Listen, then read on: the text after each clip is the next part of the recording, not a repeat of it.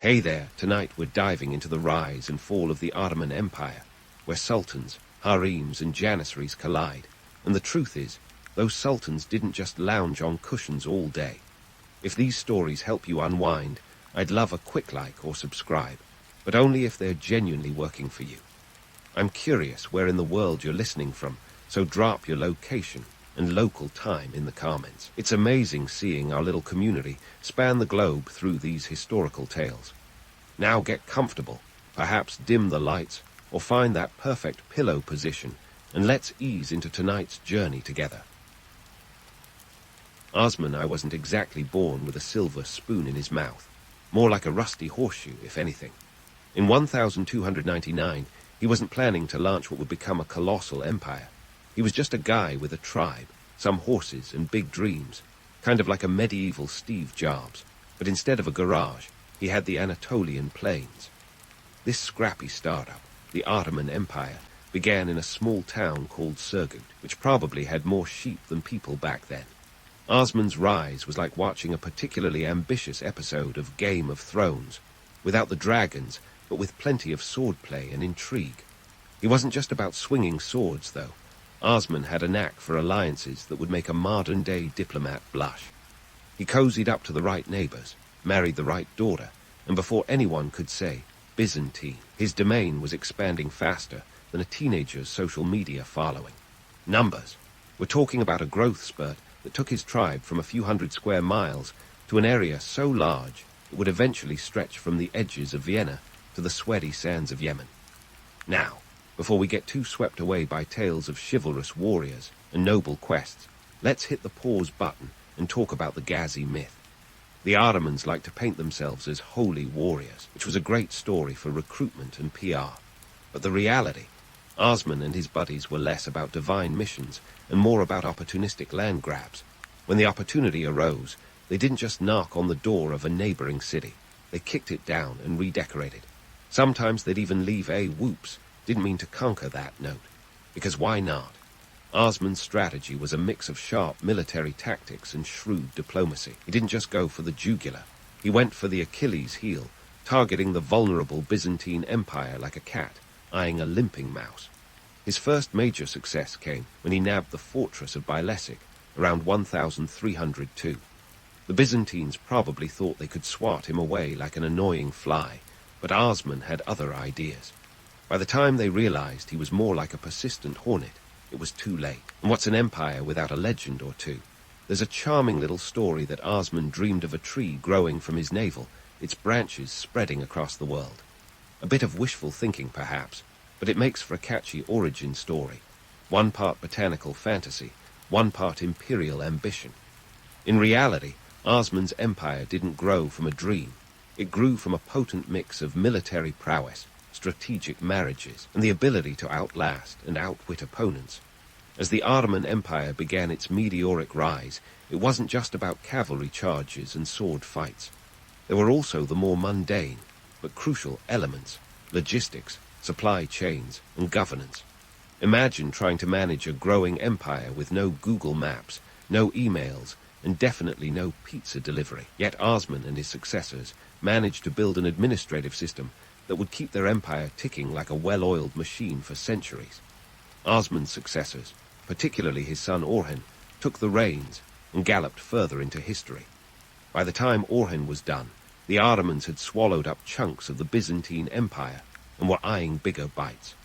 The empire's capital moved to Bursa in 1326, marking another step in its expansion. Orhan wasn't just interested in conquest, he was also a bit of a builder. Under his rule, public buildings and mosques began to dart the landscape, laying the groundwork for what would become one of history's most enduring empires. It's safe to say that Osman's little startup didn't just survive, it thrived, and all without a single IPO. The early Ottomans played the long game, leveraging every advantage, making the right deals, and never shying away from a good old-fashioned brawl when necessary. And from these humble beginnings came an empire that would eventually dictate terms to kings and sultans, change the course of history, and redefine the map of Europe and Asia. So, as we wrap up this first chapter of Ottoman history, let's take a moment to appreciate Osman's unlikely success story. It started with a dream, or maybe a tree, and ended with a sprawling empire. Not too shabby for a guy who started out with just a few followers and a whole lot of ambition. Stick around, because the Ottomans are just getting warmed up.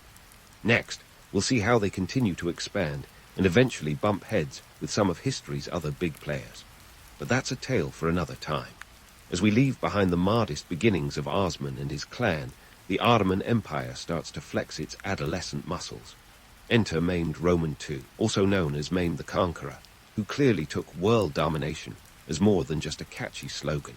This guy didn't just want to be remembered, he wanted to redefine the map, and spoiler alert, he did just that with a flair for drama worthy of a Netflix series. Maimed ascended the throne in 1444, a tender age of 12. Imagine being a preteen, and instead of worrying about algebra, you're strategizing the fate of empires. Talk about an intense childhood. But Maimed wasn't just any kid. He had plans bigger than his age suggested. Fast forward to 1453, and he's all grown up, ready to take on the crown jewel of the Byzantine Empire, Constantinople. The city, with its formidable walls and strategic location, was like the ultimate boss level in a video game. Many had tried and failed, but Maimed was determined to be the one who finally cracked the code. Now, let's talk about that siege. This wasn't your average medieval brawl. Maimed came prepared with a state-of-the-art arsenal that would make any military enthusiast drool. The Ottomans had brought along the basilica, a massive cannon that could hurl stone balls weighing up to 200 pounds. That's about the weight of a small car, if you're trying to picture it. The sheer power of these cannons was enough to make the Byzantine defenders rethink their life choices. Over 53 days, the Ottomans bombarded the city's walls, and Maimed's savvy use of both land and sea assaults finally breached the seemingly impregnable defenses. On May 29, 1453, Constantinople fell, and with it, the Byzantine Empire's long-held grip on the region crumbled. Maimed rode triumphantly through the gates, no doubt with a playlist of victory tunes blaring in his mind. The city was renamed Istanbul, and a new era began. If you're humming a certain song about Istanbul not being Constantinople, you're not alone. But let's pause that melody for a moment and consider the significance. This wasn't just a change of name, it was a seismic shift in power. The fall of Constantinople marked the end of the medieval era and the dawn of the Renaissance, sending shockwaves across Europe. Maimed's conquest wasn't just about military might, it was also about cultural integration and urban transformation. He invited people of different religions and ethnicities to settle in Istanbul, turning it into a vibrant, cosmopolitan hub. This was a melting pot before melting pots were cool.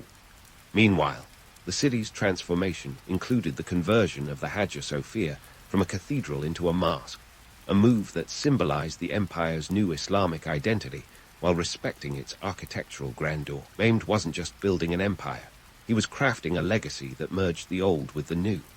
Behind the scenes, the administrative machinery of the Ottoman Empire was humming along like a well-tuned orchestra. The empire's bureaucracy was a marvel of its time, with a civil service structure that could give modern governments a run for their money. The Ottomans implemented a system of meritocracy in their devshirme system, recruiting Christian boys from the Balkans and training them as soldiers or administrators. This wasn't just about filling ranks, it was about ensuring loyalty and creating a class of highly skilled officials who'd help run the empire more efficiently than a Swiss watch. And let's not forget the Janissaries, the elite infantry units who were the empire's not-so-secret weapon. These guys were the cream of the crop, trained from a young age to serve the Sultan with unwavering loyalty. Imagine if the Spartans had a modern makeover, and you're pretty close to understanding their role. The Janissaries were instrumental in both expanding the empire and maintaining order within its borders. But as with any powerful machine, there were a few loose screws. The Ottoman administrative system, despite its brilliance, wasn't immune to the occasional bout of madness. Bureaucratic infighting and corruption were like unwanted guests that just wouldn't leave. Yet, the Ottomans had a knack for balancing chaos with order, ensuring the empire continued to thrive even when things got a little hairy behind the curtains. Maimed's reign wasn't just about smashing down walls or reshaping cities. It was about creating a political and cultural juggernaut that could withstand the tests of time. His vision laid the foundation for an empire that would straddle 3 continents and last over 6 centuries. As much as the romantic tales of chivalrous sultans and noble warriors tickle the imagination, it's crucial to remember the gritty realities, the clashing interests, the stomach-churning politics, and yes, even the occasional administrative blunder. So there you have it, the empire in its teenage growth spurt, navigating the awkwardness of rapid expansion while trying to keep its affairs in order. The Ottomans were on a roll, but like any teenager, they were also setting themselves up for some serious growing pains. Mehmed the Conqueror may have kicked off a new era with his larger-than-life conquests, but the story of the Ottoman Empire is far from over. The next chapters will see even more drama, intrigue, and yes, a few more sieges. Because in the world of empires, the only constant is change. Stick around, because the Ottomans are just getting started, and trust me, you won't want to miss what comes next. As the Ottomans strutted into their golden age like a rock band on a world tour, it was Suleiman the Magnificent who took center stage, and boy, did he know how to work a crowd. Suleiman wasn't just any sultan. He was the Ottoman Empire's answer to a Renaissance man, blending military genius with a flair for cultural patronage that had Europe swooning like a teenager at a pop concert. Under his rule, the empire reached its zenith, both territorially and culturally, making even the Habsburgs feel a bit insecure about their own regal swagger. Let's kick things off with the empire's military prowess, where Suleiman proved he wasn't just a pretty face with a fancy hat. He led 13 campaigns, expanding the empire's reach into Europe with all the ambition of a monopoly player who keeps buying up Boardwalk and Park Place. In 1526, he crushed the Hungarians at the Battle of Mohács, a victory that opened the door to Central Europe faster than you can say checkmate. The battlefield was a gruesome sight, with 20,000 Hungarian troops falling in a single afternoon. By the time the dust settled, Hungary was pretty much an Ottoman vassal, and the empire's map had more new lines than an overzealous cartographer's sketchbook. But it wasn't just about flexing military muscle. Suleiman was also a savvy statesman who knew the value of a well-inked treaty. His alliance with Francis I of France in 1536 was a diplomatic masterstroke that had Charles V, the Holy Roman Emperor, gritting his teeth in frustration. Imagine a geopolitical chess game where everyone's convinced they're playing checkers, and you'll get the idea. This Franco-Ottoman alliance was the first between a Christian power and a Muslim state, a move so audacious it had the Vatican clutching its rosary beads. However, Suleiman's empire building wasn't all swords and treaties. The Sultan was a patron of the arts, and under his reign, Istanbul became a cultural mecca that would make the Renaissance cities of Italy green with envy. The architect Mimar Sinan, the empire's answer to Michelangelo, was given free rein to reshape the skyline with masks and public buildings that still draw tourists' eyes upward today. The Suleimani Mosque, completed in 1558, was Sinan's piece de résistance, a structure so impressive it seemed to whisper, "Top that, Vatican." While Suleiman was busy being the poster child for Ottoman splendor, the empire was also experiencing a cultural renaissance. Poetry, music, and science flourished, with scholars flocking to Istanbul like moths to a flame. This wasn't just a golden age, it was a full-on gilded extravaganza.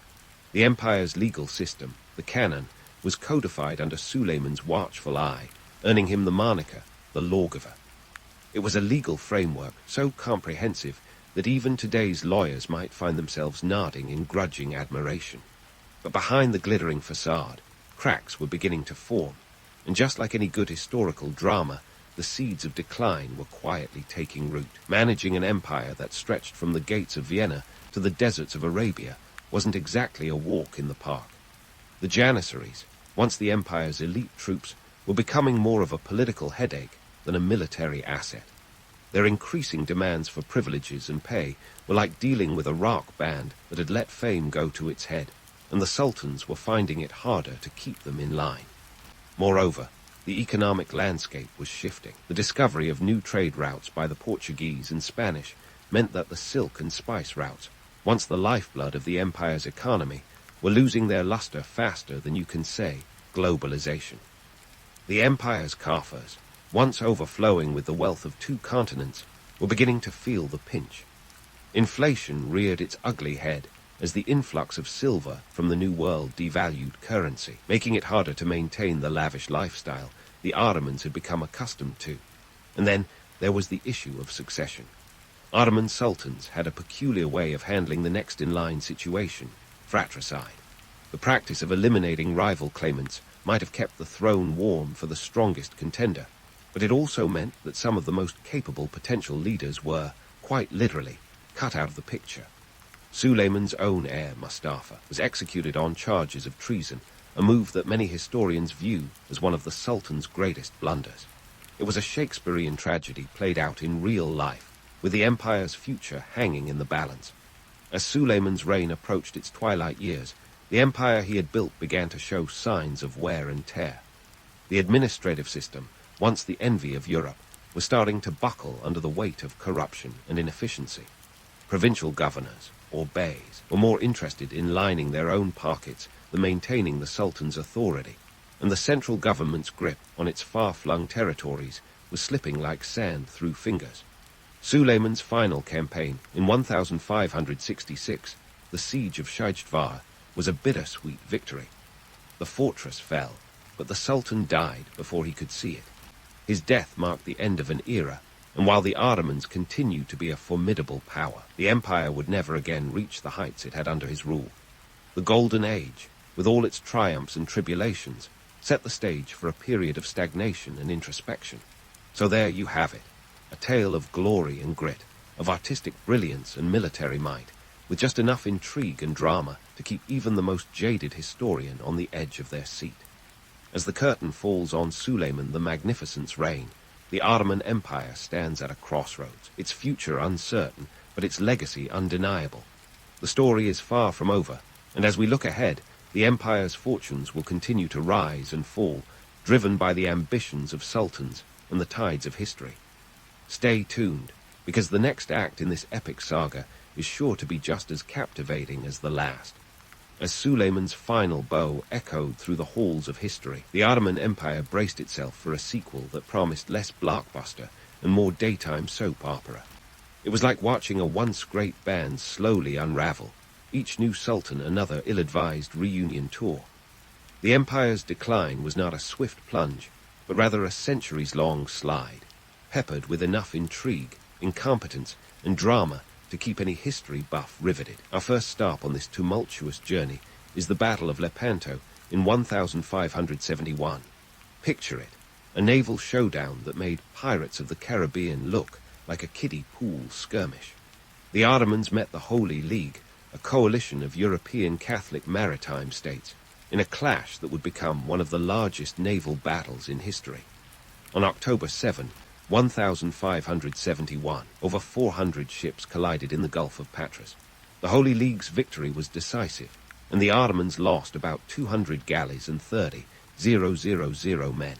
It was a staggering blow, reminiscent of a heavyweight champion getting floored by a surprise uppercut.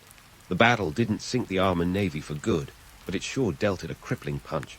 Now, let's talk stereotypes, the so-called sick man of Europe.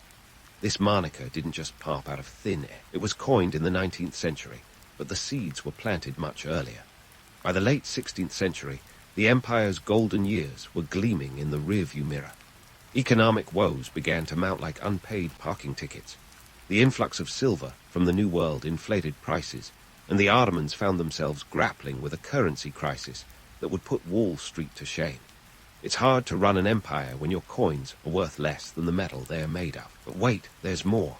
The Ottomans weren't just battling economic demons. The military had its share of nightmares too. The Janissaries, once the empire's elite forces, had become more like demanding divas than disciplined soldiers. They were no longer content with just battlefield glory. They wanted political power, like rock stars, insisting on creative control. This internal strife weakened the military just as external threats were closing in. And speaking of external threats, let's take a detour to the sieges of Vienna. The first attempt in 1529 under Suleiman was a close call, but the Ottomans were repelled by a combination of foul weather and fierce resistance.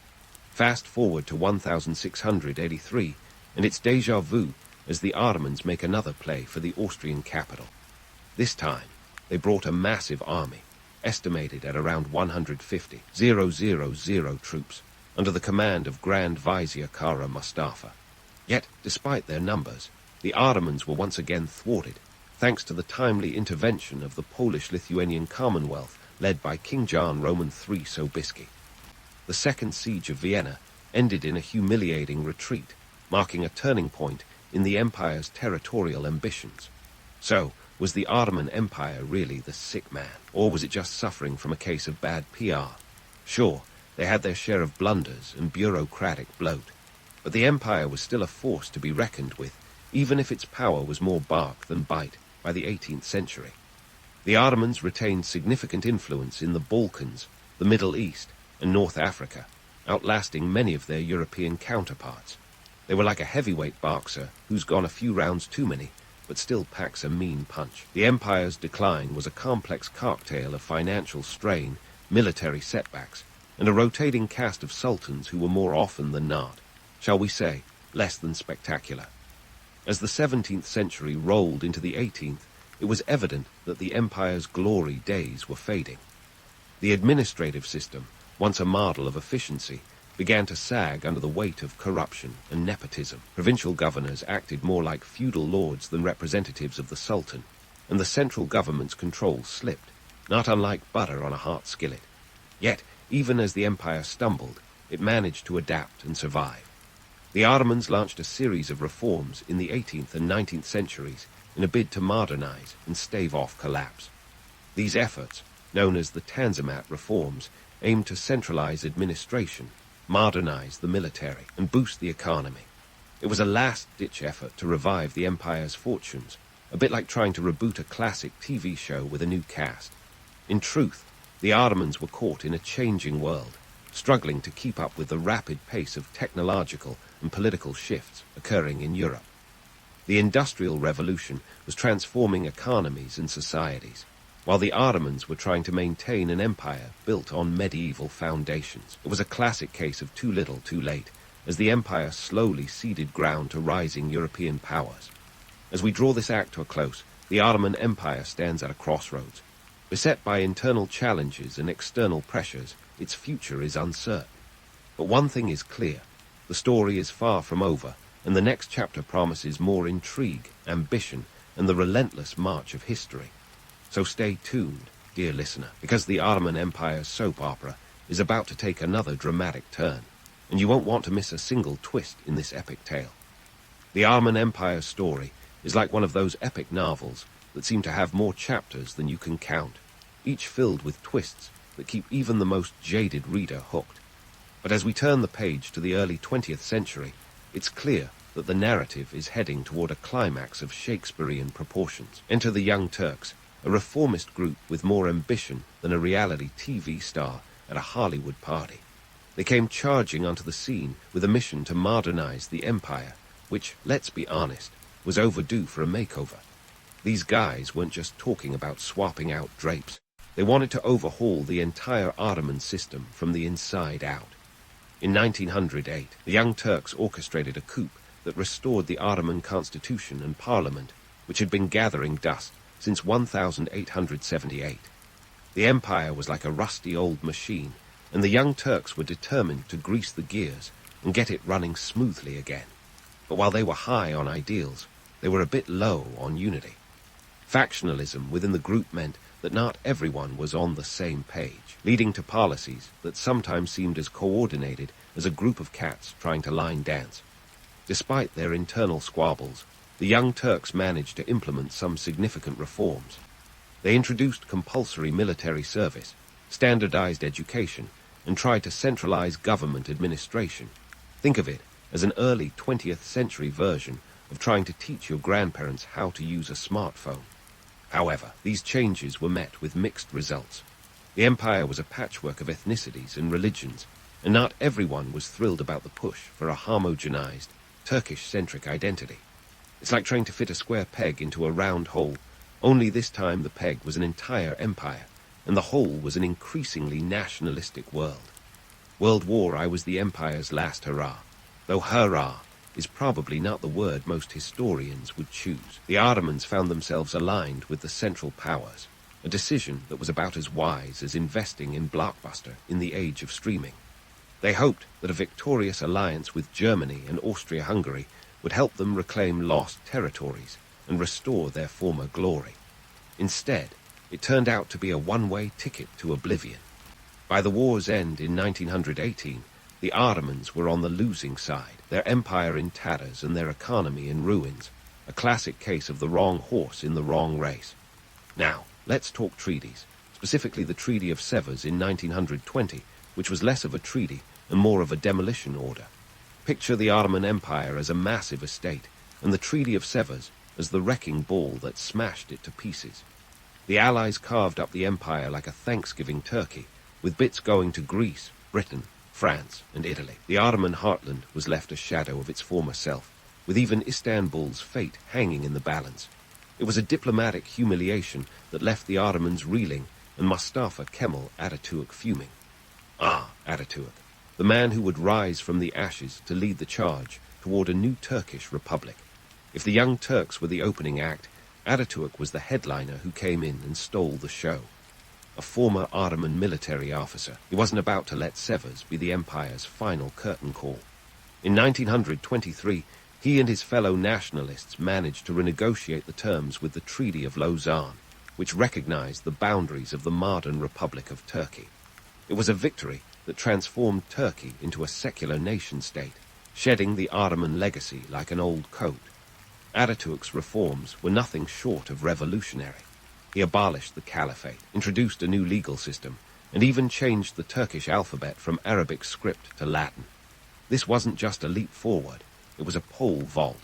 He was determined to drag Turkey into the modern world, kicking and screaming if necessary. But while his reforms set the stage for a new era, they also left behind a complex legacy.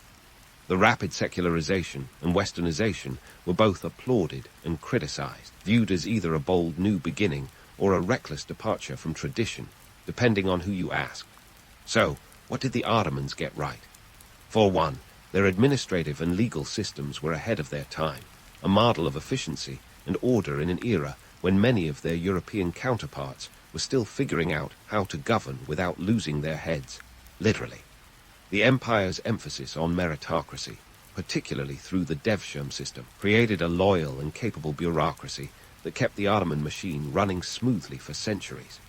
On the flip side, the Ottomans struggled with modernization, often caught in a tug-of-war between tradition and progress. Their reluctance to fully embrace the Industrial Revolution left them lagging behind Europe, economically and militarily. The empire's ethnic and religious diversity, once a strength, became a liability as nationalist movements swept through Europe, tearing at the fabric of Ottoman society. But let's not forget the empire's lasting influence. The Ottomans left an indelible mark on architecture, art, and culture, with their legacy still visible in the mosques, palaces, and bazaars that dart modern-day Turkey and beyond. The Ottoman story is one of ambition and adaptation, of an empire that rose from a small Anatolian beylik to a formidable global power. Its decline serves as a cautionary tale, a reminder that even the mightiest can fall when they lose sight of the changing tides. In the end, the Ottoman Empire saga is a rich tapestry of triumphs and tragedies, a story that continues to resonate in today's geopolitical landscape. As we close the book on this chapter of history, it's clear that the lessons of the Ottomans are as relevant now as ever. Whether it's the importance of adaptability, the perils of overextension, or the challenges of managing diversity, the empire's legacy offers insights that transcend time.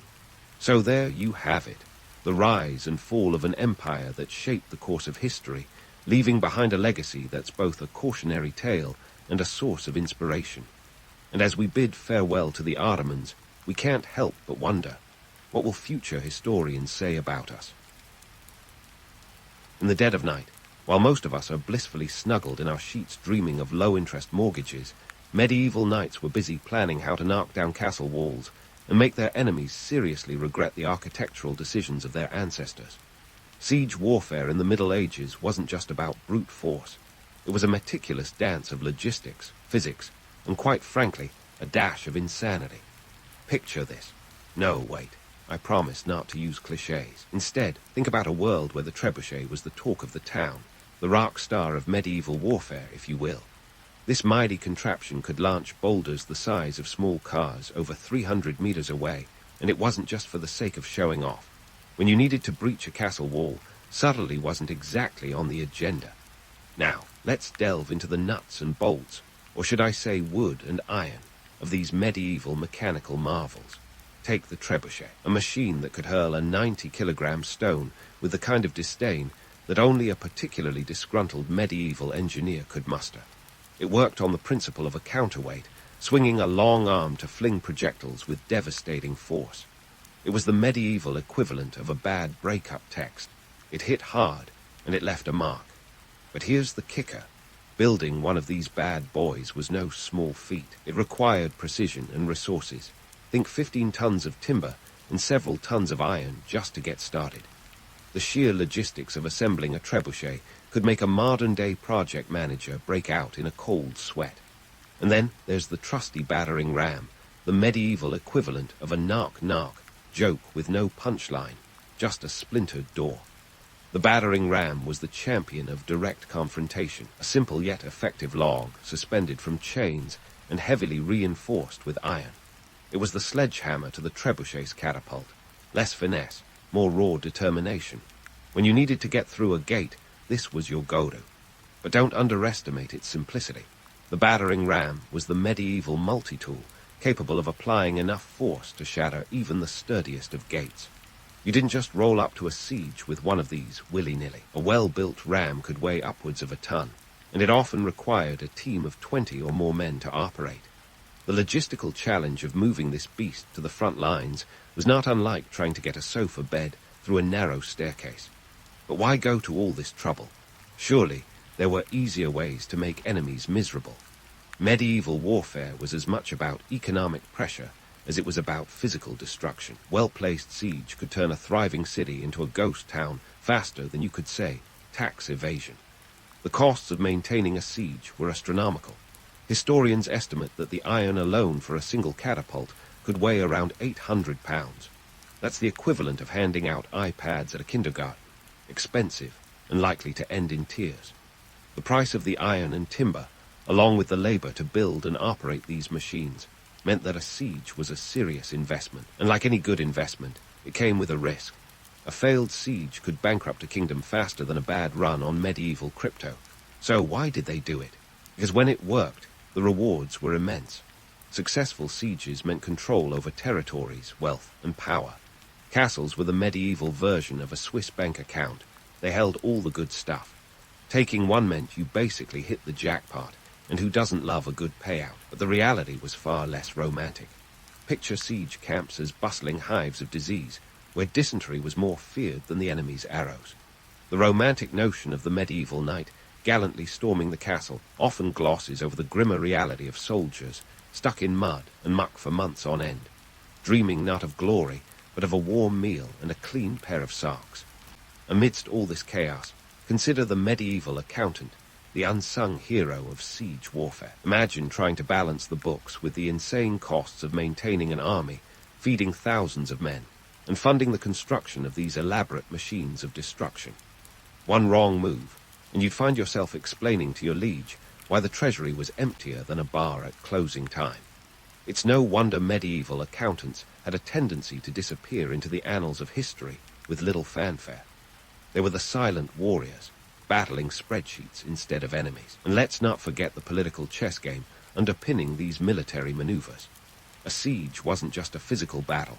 It was a strategic gamble with high stakes. Kings and lords had to weigh the pros and cons of deploying their forces, knowing full well that failure could lead to rebellion, or worse, an enemy counterattack. The social hierarchy meant that any misstep could drastically alter alliances, and the medieval world was nothing if not a breeding ground for Machiavellian schemes. So, the next time you walk by a medieval castle, remember the stories those stones could tell. Picture the trebuchets and battering rams, the engineers and soldiers, the accountants and kings, all playing their parts in the grand theatre of medieval siege warfare. It's a tale of ambition, ingenuity, and the occasional bout of lunacy, all in pursuit of power and prestige. The legends may paint a picture of chivalrous knights and noble battles, But the reality was often far more gritty and complex. And isn't that just the way with history? The truth, as always, is a little messier than the myth. Now, let's shift our gaze from the grand strategies and towering machines to the very human tales woven into the fabric of siege warfare. Picture those soldiers, not as faceless figures in chainmail, but as real individuals trudging through the muck, spears in hand, all the while wishing for a good pair of boots and a warm meal. Imagine standing knee-deep in mud for hours, surrounded by the clatter of weapons and the constant threat of attack. It wasn't all valiant charges and heroic stands. Most of the time, it was waiting, endless, mind-numbing waiting. And in that waiting, morale was as fragile as a soap bubble. These men weren't just fighting the enemy. They were battling the elements, boredom, and the creeping despair that came with every rain-soaked day. And what about the unfortunate souls caught inside those besieged castles? The locals who one day were tending gardens or selling their wares, only to find themselves suddenly penned in by walls that were meant to protect, but now felt like a suffocating cage. The psychological toll of a siege was immense. Imagine waking up to find your world reduced to the space within those stone walls, your freedom curtailed by the very fortress you once viewed as a sanctuary. Food supplies dwindled faster than a New Year's resolution, and the constant fear of assault turned every creak of the castle timbers into a potential omen of doom. This psychological warfare wasn't just a side effect, it was a strategy. Siege warfare was as much about breaking wills as it was about breaking walls. Commanders knew that a demoralized enemy was more likely to surrender, and they employed all sorts of tactics to erode the opponent's resolve. Take, for instance, the use of psychological tricks like taunting the defenders with the sight of relatives captured outside the walls, or the even darker tactic of catapulting diseased corpses over the ramparts to spread fear and plague. It was the medieval equivalent of a passive-aggressive email, but with considerably higher stakes. And let's not forget the defenders, those who turned every object at hand into a tool of survival. Necessity, as they say, is the mother of invention, and nowhere was this more evident than in a besieged castle. Everyday items became life-saving tools or weapons. Hot oil and boiling water weren't just for cooking. They became the last line of defense against climbers scaling the walls. Even beehives were weaponized, the buzzing missiles hurled at attackers with the hope that a cloud of furious bees might turn the tide. Talk about making the most of what you have. It's like a medieval MacGyver episode, only with less duct tape and more dire consequences. The siege of Shade-au-Gaillard in 1204 is a prime example of this grim creativity. As the French forces closed in, the defenders resorted to desperate measures, using everything from lime powder to blinding attackers, to strategically collapsing parts of their own walls to block enemy advances. It was a tactical game of chess played with stone and sinew, where each move could mean the difference between life and death. And while the siege ultimately ended in defeat for the English, the ingenuity displayed by the defenders remains a testament to human resourcefulness under pressure. But let's not romanticize these acts of defiance too much. The reality for those besieged was often a slow descent into desperation. Starvation was a constant threat, and historical records tell of instances where inhabitants were forced to resort to eating rats, dogs, and even worse. The siege of Antioch during the First Crusade is notorious for its reports of cannibalism among the starving crusaders, a grim reminder that when survival is on the line, humanity's darker instincts can surface. Yet, amidst the grimness, there were moments of unexpected humanity. During the siege of Orleans in 1428-1429, a temporary truce was called to allow both sides to celebrate Christmas. Enemies who hours before had been trying to kill each other shared food and drink, a brief respite in the brutality of warfare. These instances, where the shared bonds of humanity transcended conflict, offer a glimmer of hope in an otherwise bleak narrative. While soldiers and civilians grappled with survival, the commanders played their own high-stakes game. For them, each siege was a calculated gamble, a test of endurance and strategy. Success could mean fame and fortune, while failure could lead to disgrace or even death. The infamous King John of England, known for his less-than-stellar reign, lost significant territories in France due to botched sieges, contributing to his eventual downfall and the birth of the Magna Carta. Siege warfare could make or break a ruler turning tides of power with the swing of a battering ram or the arc of a trebuchet. As we peel back the layers of legend and look at the gritty reality, it's clear that medieval siege warfare was far more than just a series of battles. It was a complex tapestry of human emotion, ingenuity, and endurance. The soldiers who stood in the mud and the civilians who huddled inside the walls lived through experiences that were as harrowing as they were formative. Every siege was a story of survival, innovation, and the indomitable spirit of those who, against all odds, found ways to endure. In the end, the history of sieges is not just a chronicle of conflict. It's a testament to the resilience of the human spirit in the face of overwhelming adversity. As we continue to unravel these stories, it's clear that while the myths may capture our imaginations, the true tales of siege warfare reveal a much richer, if occasionally brutal, picture of our shared past. And as we dig deeper into these historical events, we'll find even more layers of intrigue and drama waiting to be uncovered. So, stay tuned as we explore the fascinating and often surprising world of medieval siege tactics and the people who lived through them. Just as we begin to delve into the labyrinthine political chess game that was medieval siege warfare, it's essential to understand that not every castle was a prime target. In fact, some were about as appealing to besiege as a soggy sandwich. The decision to lay siege was as much about politics as it was about warfare, with the strategic value of a castle often tied to the tangled web of alliances and the ever-volatile currency of loyalty. Picture this: a king standing over a map like it's a board game, deciding whether to move his pieces based on the potential payoff versus the risk of losing everything. Now, the medieval world wasn't just about brawn. It was a realm where brainpower played a pivotal role in determining who got to wear the fanciest crown. The worthiness of a siege wasn't just about the fortifications themselves, but their location, the resources they protected, and the message their capture would send. For instance, if you were eyeing a castle perched on a trade route, you were essentially gazing upon a gold mine. Capturing it meant a steady stream of tolls and taxes, the medieval equivalent of a golden goose. On the flip side, a castle in the middle of a desolate moor, not so much, unless you were really into sheep. The politics of siege warfare were a delicate dance, often dictated by alliances as fluid as a teenager's social calendar. One day, your neighbor could be your staunch ally, and the next, your arch-nemesis. Take the 100 Years' War, a historical soap opera if there ever was one. This conflict saw England and France swapping allegiances like they were trading cards, with castles frequently caught in the crossfire. And let's not forget the role of betrayal, that ever-reliable plot twist in the medieval drama. Switching sides could be as lucrative as it was dangerous. Just ask Robert of Artois, found himself exiled after trying to play both sides like a medieval double agent. Royal egos, too, played no small part in the decision-making process. Kings with something to prove were notorious for picking fights with the most fortified castles around, often more concerned with their legacy than the practicality of their endeavors.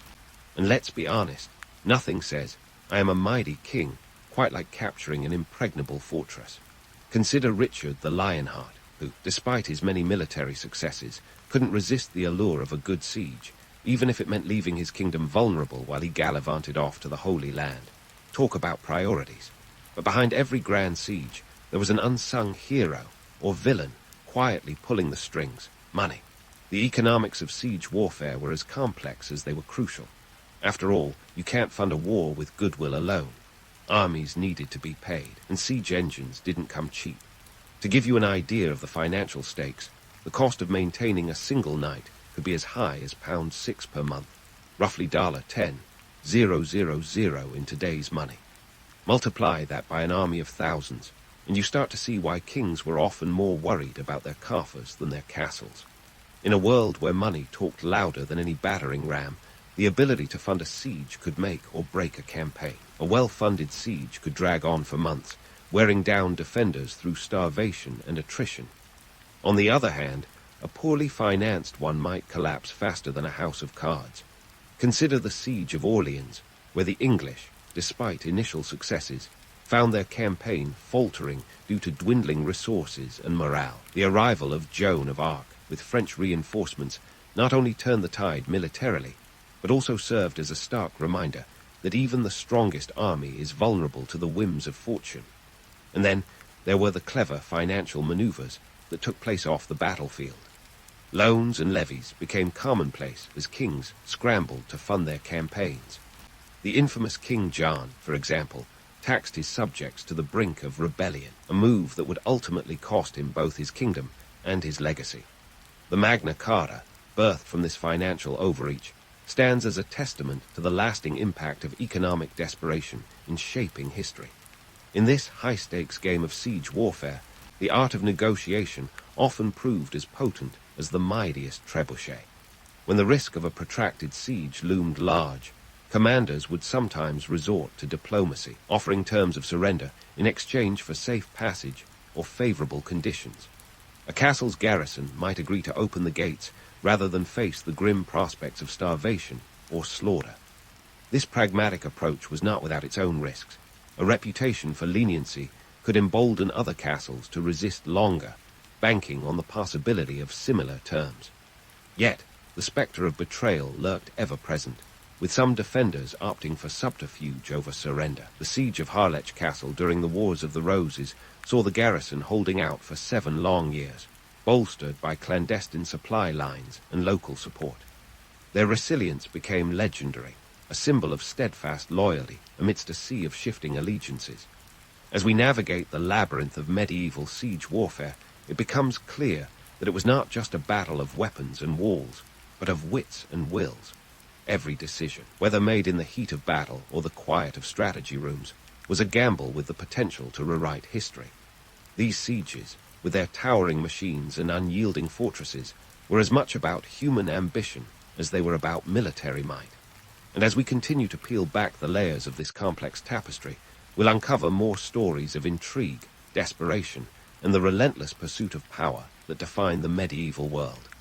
Stay tuned, because the next chapter is just heating up, and trust me, you won't want to miss it. Siege warfare. The stuff of legends, right? The chivalrous knights, the gallant charges, the fair maidens watching anxiously from the parapets. Well, let's pump the brakes on that romanticized vision. Medieval sieges were less about honor and more about who could outlast whom in a grim game of attrition. In reality, the clash of swords and the shine of armor often gave way to something far less glamorous: muddy trenches and the pervasive stench of desperation. First, let's tackle the myth of chivalry. The idea that knights operated by a noble code during sieges was more PR stunt than reality. Sure, there was a code of conduct, but it was about as flexible as a yoga instructor. Knights were more concerned with plundering than poetry.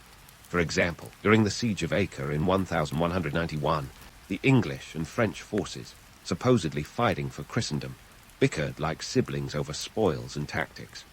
The real story of the siege was one of strategic calculation rather than romantic heroism. The knights were there for glory and loot, not some noble crusade.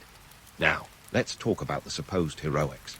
The image of a lone knight storming a castle wall is as appealing as it is misleading. The reality was more about patience and logistics than dashing charges. Sieges were won by those who could endure the longest, not the bravest. The art of waiting was as critical as the art of war. Picture this: an army sitting outside a castle for weeks, maybe months, hoping the defenders would run out of food before they ran out of patience. It was a battle of wills, not weapons. Speaking of patience, let's get into the nitty-gritty of life during a siege. If you think camping is rough, try doing it in a medieval siege camp. Hygiene was about as non-existent as a dragon in a Disney movie. Think mud, lots of it, and questionable hygiene choices. Bathing was rare. Many believed it was unhealthy, and the medical knowledge of the time was dubious at best. A splinter could lead to an infection that had you waving goodbye to your limbs faster than you could say antibiotics. The living conditions were less courtly romance and more post-apocalyptic survival. Soldiers lived in makeshift camps that were breeding grounds for diseases. Dysentery, typhoid, and other delightful ailments spread faster than gossip at a royal court. The Siege of Rouen in 1418 is a prime example. The English army sat outside the city for months, their camp becoming a veritable petri dish of disease. Conditions were so dire that the besieged city of Rouen resorted to expelling thousands of non-combatants to conserve food. only for them to be caught between the city walls and the enemy lines, left to starve. And while we're on the topic of food, or the lack thereof, let's talk about those inside the besieged walls. The romantic vision of castle life quickly crumbled under the harsh reality of a siege. As supplies dwindled, meals went from feasts to famine. Siege of Antioch during the First Crusade saw defenders boiling leather for sustenance. When push came to shove, even rats became a delicacy.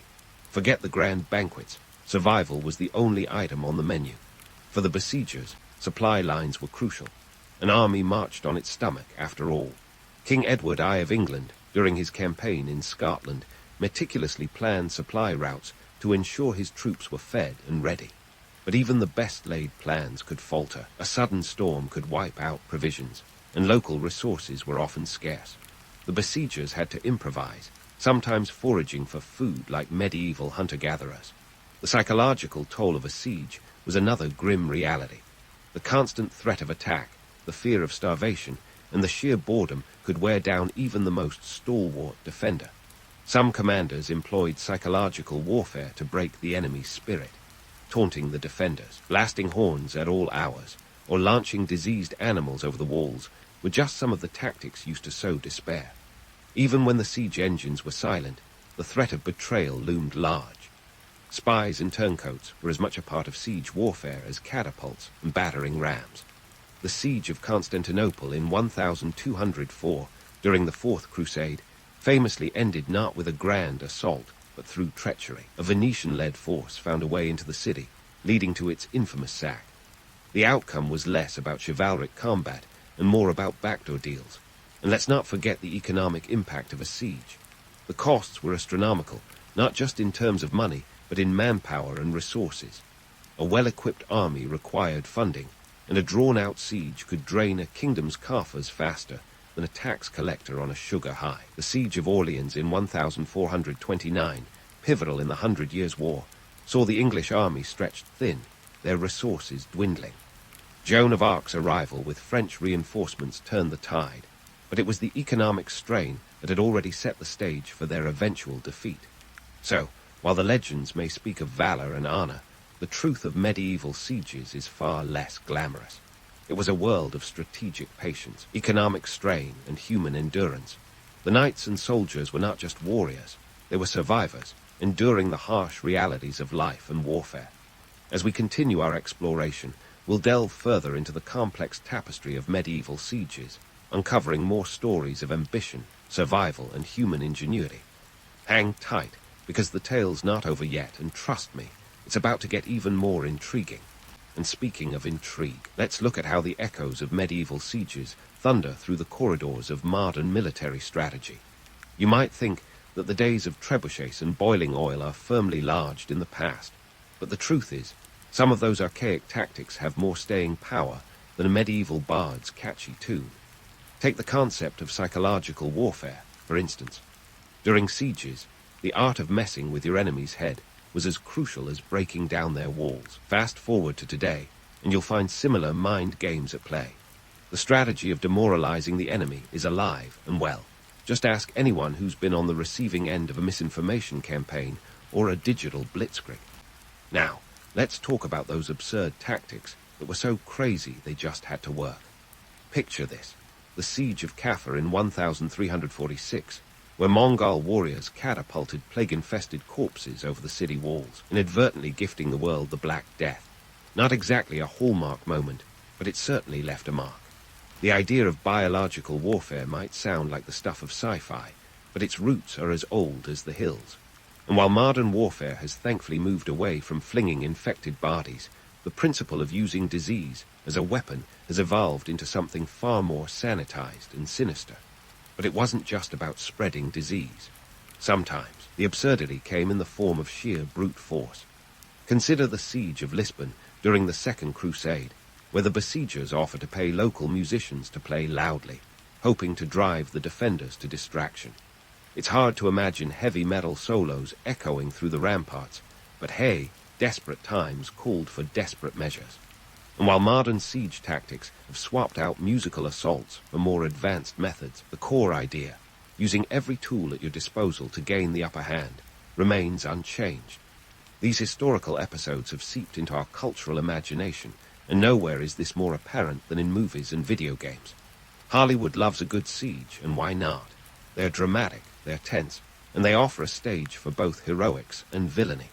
Whether it's the epic battles of The Lord of the Rings or the gritty realism of Game of Thrones, the influence of medieval siege warfare is undeniable. And if you've ever played a strategy game like Age of Empires or Total War, you've dipped your toes into the world of medieval tactics, albeit with a few more save points and a lot less dysentery. The fascination with sieges isn't just about the spectacle. It's about the timeless struggle of human ingenuity against seemingly insurmountable odds. It's the ultimate chess game, where the stakes are life and death, and every move counts. The lessons learned from these ancient conflicts continue to inform modern military strategy, from the importance of logistics to the psychological impact of warfare. It turns out that the past has a way of sticking around, like that one medieval tune you just can't get out of your head. So, as we wrap up our journey through the muddy trenches and towering battlements of medieval siege warfare, what's the takeaway? Beyond the trebuchets and the battering rams, the sieges of the Middle Ages were a testament to human resilience and creativity. They were a brutal reminder that warfare is as much about endurance as it is about aggression. The knights and soldiers who lived through these sieges were not just warriors. They were survivors who adapted to the harsh realities of their world. Sure, there's a romantic allure to the legends of chivalric combat and noble knights, but peel back the layers, and you find a story that's altogether more gritty and human. The truth is that history is rarely as neat as the myths we create around it. Medieval sieges were messy, chaotic, and filled with the kind of desperation that makes for great stories after the fact, but was probably less than fun to live through. In the end, the legacy of medieval sieges is not just about the castles taken or the battles won. It's about the enduring lessons of strategy, resilience, and the indomitable human spirit. These stories remind us that history is not just a series of events, but a reflection of who we are and who we aspire to be. So, next time you see a castle on a hill or fire up a strategy game, spare a thought for the real people who lived and fought through these extraordinary times. Because if history has taught us anything, it's that, while the weapons may change, the human spirit remains as unyielding as ever. And isn't that the most fascinating siege of all? In the bustling life of ancient Greece, where guards could turn you into a laurel tree just because they felt like it, pottery was the silent, dependable hero none of us asked for but are glad existed. Every time someone in Athens lifted their morning wine with a slight headache from last night's symposium, they likely held an amphora, one of the many wondrous pieces of Greek pottery. Now, before you roll your eyes at the thought of ancient Tupperware, let's delve into why these ceramic pieces were far more than just ancient storage solutions.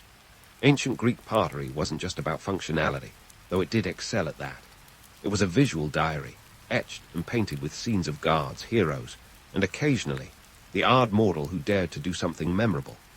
These scenes were more riveting than the latest Netflix saga because they captured the stories, culture, and daily life of their makers in vivid detail. And while the Greeks didn't have TikTok, their pottery was a form of storytelling that lasted millennia longer than any viral dance challenge. Let's talk types, because in ancient Greece, one size did not fit all. There were amphorae, those elegant vessels with two handles and a long neck, perfect for storing wine and oil. Then you had craters, the mixing bowls of the gods, used for diluting wine with water. How pragmatic, considering pure wine could knock a Spartan out faster than a Persian arrow.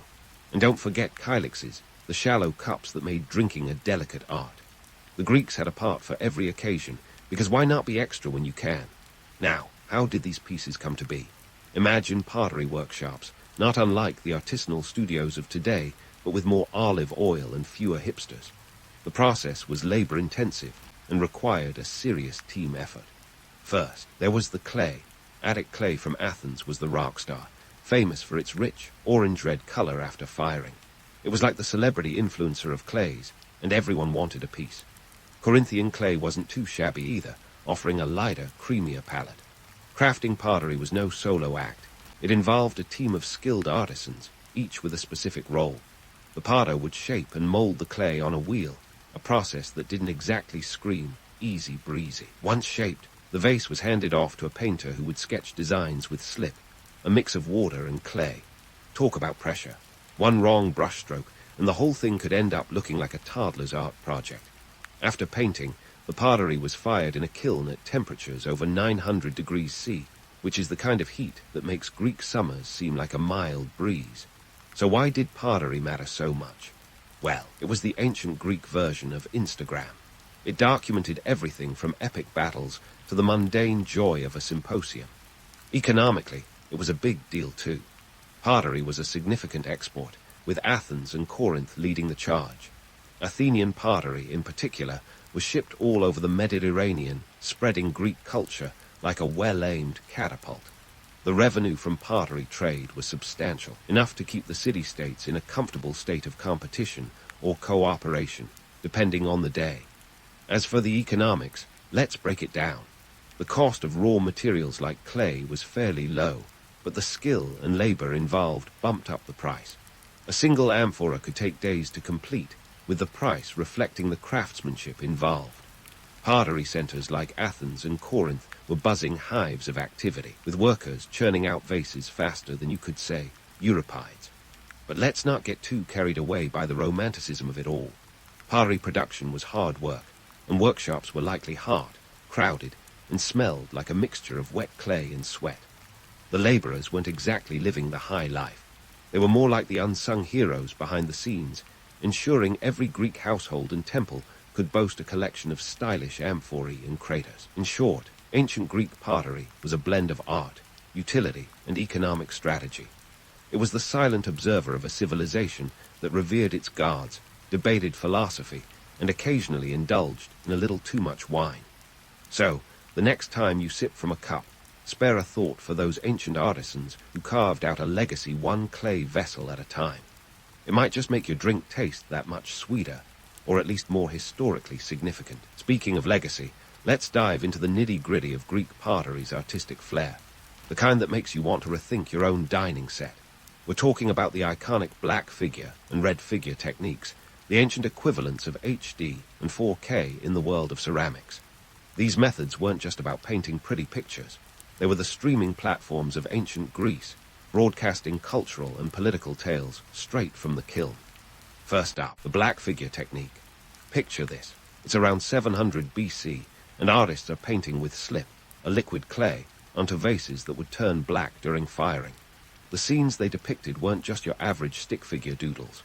Oh no, these were intricate designs featuring mythological heroes, guards battling it out, and the occasional banquet scene complete with tipsy satyrs. The figures were etched out with a sharp tool, revealing the red of the clay beneath. This technique was the height of sophistication until, like a plot twist, someone decided that negative space was totally underrated. Enter the red figure technique. Around 530 BC, in a fit of artistic rebellion, Greek potters flipped the script. Instead of black figures on a red background, they switched to red figures on a black background. This allowed for more detailed and fluid lines, giving the artists a chance to flex their creative muscles. You could almost say it was the ancient version of switching from vinyl to digital. This method took off like a wildfire, and soon every pottery workshop in Athens was cranking out red figure masterpieces faster than you could say Homer. But let's not get too starry-eyed about the artistry without acknowledging the unsung heroes behind these masterpieces. The potters and painters, often anonymous, were the true craftsmen here. These artisans worked tirelessly, their names rarely etched into the annals of history, much like the studio engineers behind a hit song. Their task was not just to create a functional item, but to ensure it told a story, one that often reflected the social and political climate of the time. Take the famous Euphronios crater, for example. Created by the potter Euphronios and painter Euxithios, this red figure crater is a testament to the skill and artistry of its creators. It depicts the death of Sarpedon, a scene from the Iliad, capturing both the tragedy and drama of war. This wasn't just a pretty part. It was a canvas for storytelling, a commentary on the human condition. And let's not forget the economic side. These pieces were highly valued commodities. In today's terms, owning one would be like having a Banksy on your wall. But what about the tales these parts told? Well, they were a mixed bag. much like your current Netflix queue. You had your mythological epics featuring gods and heroes, sure, but also scenes of everyday life, banquets, athletic competitions, and even the occasional risque rendezvous. Pottery was a way for the Greeks to celebrate their cultural identity, to immortalize their beliefs, and to pass on political messages. It was as much about propaganda as it was about aesthetics.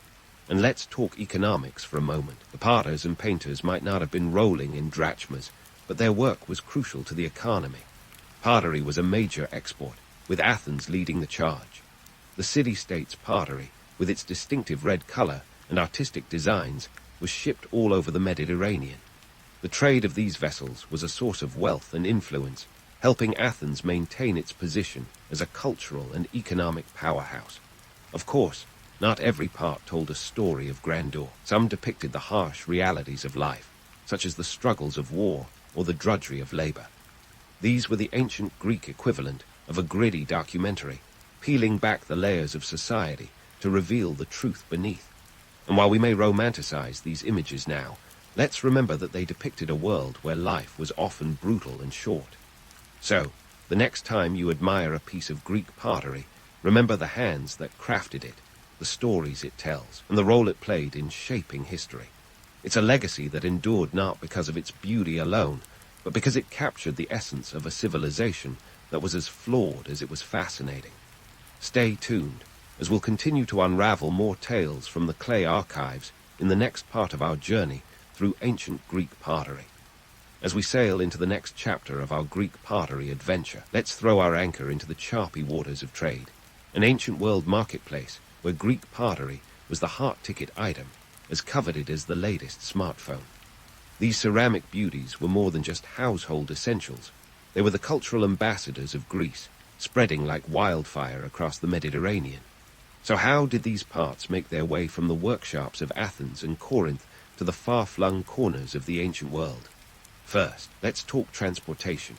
In an era where FedEx wasn't even a glimmer in Hermes' eye, getting pottery from point A to point B was a feat worthy of a Herculean legend. Greek potters relied on a vast network of trade routes, both overland and maritime, that crisscrossed the known world.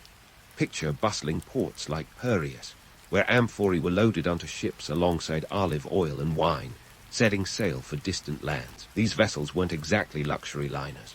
They were more akin to floating IKEA warehouses, packed to the gills with pottery that somehow survived the journey without a single bubble wrap in sight. The reach of Greek pottery was impressive, to say the least. From the bustling marketplaces of Egypt to the palatial courts of Etruria, these vessels were in high demand. By the 6th century BC, Athenian pottery had become the collector's item du jour from Spain to Syria. It was as if every Mediterranean port had its own little piece of Athens, complete with scenes of Dionysian revelry or heroic battles etched into their surfaces. This wasn't just trade. It was cultural diffusion on a grand scale. But before we get too misty-eyed about the romanticism of trade, let's add a splash of reality to our narrative. You see, the Mediterranean was not just a serene blue expanse dotted with sailboats and friendly traders. It was also a cauldron of conflict, a salty battleground where piracy and trade wars made naval travel an adventure worthy of an Odyssey sequel. Pirates, those ancient entrepreneurs of the high seas, were an ever-present threat. They didn't just plunder for gold. Pottery was a lucrative score, too. A single amphora could fetch a handsome price, making it a tempting target for these maritime marauders. And let's not forget the city-states themselves, who weren't above a little naval skirmish to secure trade routes. Athens, the darling of Greek pottery, was no stranger to flexing its maritime muscles. Control of the sea lanes meant control of commerce, and Athens was determined to keep its pottery empire afloat, metaphorically and literally. Athenian fleets patrolled the waters, protecting their precious cargoes from both pirates and rival nations, because when it came to pottery, all's fair in love and trade wars. Now, let's dig a little deeper into the economic impact of this pottery trade. For the bustling city-state of Athens, exporting pottery was like striking oil. The revenue generated from these clay masterpieces was substantial, enough to fuel the Athenian economy and fund public works projects that would make even the most ambitious city planner blush. We're talking about the construction of grand temples, the maintenance of public spaces, and the sponsorship of cultural events. Pottery wasn't just an art form, it was a cornerstone of economic stability and civic pride. The economic ripple effect extended beyond the potters themselves. Think of the merchants and sailors who transported these goods, the market vendors who sold them, and the consumers who used them daily. This vast network of individuals benefited from the pottery trade, creating a symbiotic relationship that supported the Athenian way of life. In essence, Greek pottery wasn't just a commodity, it was a lifeline, binding the city-state to the wider world. But as with any booming industry, there were winners and losers. While the potters of Athens might have basked in the glory of their international reputation, the laborers who toiled in the workshops saw little of the economic windfall. They were the unsung heroes, working long hours in stifling conditions, their names lost to history. It was a tale as old as time, the rich getting richer, while the workers remained cogs in the wheel of progress. And here's a nugget of irony for you. The very success of Athenian pottery led to its downfall. As these vessels flooded foreign markets, local potteries in places like Etruria began to mimic the styles and techniques of their Greek counterparts. The Etruscans, ever the opportunists, saw an emerging market and pounced. By the 4th century BC, they had developed their own thriving pottery industry, producing local variants that rivaled, and eventually surpassed, the popularity of Greek imports. So, while the Greeks were busy patting themselves on the back for their artistic prowess, their cultural exports were being co-opted and adapted by others. It was a classic case of imitation as the sincerest form of flattery, but one that diluted the dominance of Greek pottery in the Mediterranean market. And thus, we see the dual nature of trade, both a bridge and a battleground. It connected people across vast distances, spreading culture and ideas, but also sparked competition and conflict. The story of Greek pottery is a testament to this complexity, a reminder that every beautifully painted kylix or amphora carries with it the weight of history, both glorious and grim. As we wrap up this leg of our journey, remember that Greek pottery was more than just clay and paint. It was a symbol of artistic achievement, a tool of economic power, and a catalyst for cultural exchange. And while we've only scratched the surface, there's plenty more to uncover in the tale of these ancient artifacts. In our next installment, we'll dive even deeper into the stories that these parts tell, the lives they touched, and the legacy they left behind. So, stay tuned, because the kiln is far from cool, and the narrative is just heating up. As we prepare to navigate the intricate labyrinth of Greek life beyond mere trade, let's pull back the curtain on how pottery was woven into the very fabric of ancient society. We're talking Greek symposiums and religious ceremonies, events where these ceramic wonders weren't just passive observers, but active participants. Picture this: pottery is the ancient equivalent of your smartphone at a party, indispensable, multifunctional, and occasionally the source of embarrassing stories. Symposiums in ancient Greece were the social media platforms of their day, but instead of hashtags and selfies, they had wine and philosophical debates. These all-male gatherings were where the intellectual elite, much like the influencers of today, shaped opinions and shared ideas. And guess who played the role of the silent enabler? That's right, pottery. The crater, an essential fixture at these gatherings, was the life of the party. It was here that wine was mixed with water, a practical necessity in an era where straight wine was as potent as a politician's promise. But pottery wasn't just about keeping the wine flowing. It was a canvas for political propaganda. The scenes painted on symposium was often depicted mythological narratives or historical events, subtly reinforcing the ideologies of those in power. Athenian politicians knew the power of a good story, and they used pottery to craft narratives that aligned with their agendas. It was ancient PR at its finest, a visual campaign to sway public opinion with every sip of diluted wine. Now, let's talk numbers. A crater could hold up to 45 liters of liquid, which sounds like a frat party in the making. But the Greeks, ever the connoisseurs, believed in moderation. The wine-water ratio was key, usually around 1:3, because nobody wanted a room full of orators turned drunken sailors. The pottery itself wasn't just decorative, it was a reflection of the host's status. The more intricate and artistically significant the piece, the higher the social standing of its owner. It was the ancient equivalent of boasting a limited edition designer handbag or a custom sports car. proof that some things never change. Religious ceremonies, on the other hand, were where pottery took on a more solemn role. These events were the spiritual heartbeats of Greek life, moments when mortals sought to appease the gods with offerings and rituals. Pottery was there, ever reliable, as the vessel for libations and sacrifices. The iconic amphorae were often used to store sacred oils or wines, their painted surfaces depicting scenes of divine myths meant to curry favor with the pantheon. Imagine a priest pouring out a libation to Zeus, the liquid cascading from a meticulously crafted amphora, each brushstroke a prayer for divine intervention. But let's not romanticize these religious events too much. They were as much about power and control as they were about piety. The priesthood, often drawn from the elite, wielded significant influence, and pottery was a tool in their arsenal. The images on these sacred vessels weren't just religious. They were political statements, reinforcing the status quo and ensuring that the gods were conveniently aligned with the interests of those in charge. Now, let's debunk a myth: the idea that ancient Greek democracy was a paragon of equality and fairness. While Athens is celebrated as the cradle of democracy, it was more of a toddler learning to walk than a mature adult. Pottery, with its political iconography, reveals the less glamorous side of this fledgling system. Scenes etched into clay sometimes depicted the harsh realities of Athenian politics. Ostracism, voting, and public shaming were as much a part of the democratic process as they were a spectacle for the masses. These vases were the tabloids of their time, broadcasting the triumphs and scandals of the day. Pottery also played a role in the education of Greek citizens. Young men, the future voters and soldiers, learned about their cultural heritage and civic duties through the images on their everyday ceramics.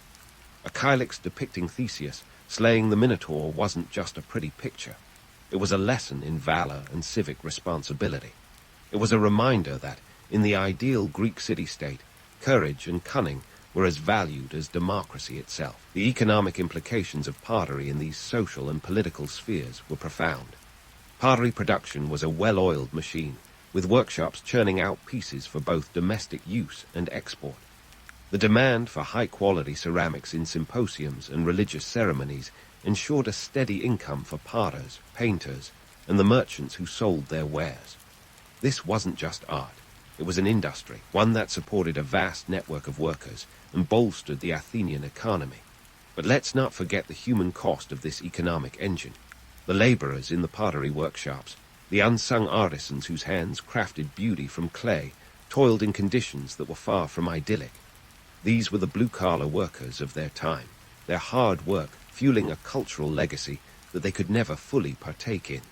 It was a tale as old as time, art as a commodity, with the profits flowing upwards while the creators remained in the shadows. In examining the social and political significance of pottery, we see a microcosm of Greek society itself, a blend of beauty and brutality, of high ideals and harsh realities. Pottery was both a mirror and a magnifying glass, reflecting societal values while exposing the cracks beneath the surface. It was a tool for storytelling, for propaganda, and for maintaining the delicate balance of power in a world where democracy was still finding its footing. As we continue our journey through the clay-stained corridors of history, remember that every part tells a story, not just of the people who made and used it, but of the society that shaped its creation. Pottery was more than just a vessel. It was a testament to the complexities of human nature, a reminder that even in the ancient world, the line between art and life was as fluid as the wine within a crater. Stay tuned, because the kiln of history still has more secrets to reveal, and the story of Greek pottery is far from over. As we unearth the final shards of our Greek pottery tale, let's pause to assess the legacy these humble vessels have left in their wake. Greek pottery wasn't just a snapshot of ancient life. It was a cultural phenomenon that transcended time and space, influencing everything from Roman art to modern archaeology. It's as if these ceramic time capsules were whispering stories to anyone patient enough to listen, sharing secrets about human creativity and the timeless dance of cultural exchange. First, let's acknowledge how Greek pottery laid the groundwork for later cultures, particularly the Romans. While the Romans may have had a penchant for grandiosity, think larger-than-life statues and opulent villas, they couldn't resist the allure of Greek aesthetics. Roman pottery, especially during the Republic and early Empire, borrowed heavily from Greek styles, adapting their forms and sometimes straight-up copying their motifs. The Romans, ever the pragmatists, understood that if it ain't broke, don't fix it. So they took what was already a hit in Greece and gave it their own spin. This cultural borrowing was less about imitation and more about admiration, a nod to the Greeks' artistic genius. But the legacy of Greek pottery goes beyond mere aesthetic influence. Fast forward to the modern age, and you'll find that these ancient ceramics have become the darlings of archaeology. Pottery shards, or sherds, if you're feeling fancy, are among the most common finds at archaeological sites. They're like breadcrumbs leading us through the labyrinth of history, offering tantalizing glimpses into ancient economies, trade networks, and daily life. You see, pottery is a sturdy survivor, outlasting the fragile remnants of other materials. It's the cockroach of the archaeological world, enduring through centuries to tell its tales.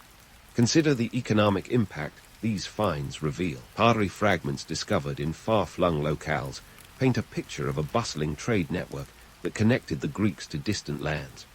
Each sherd is a testament to the vast reach of Greek commerce, highlighting how these ceramic containers were not just vessels of wine or oil, but carriers of culture and influence.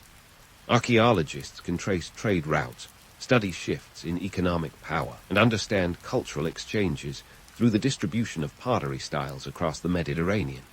It's like piecing together an ancient jigsaw puzzle, with every fragment offering a crucial piece of the bigger picture.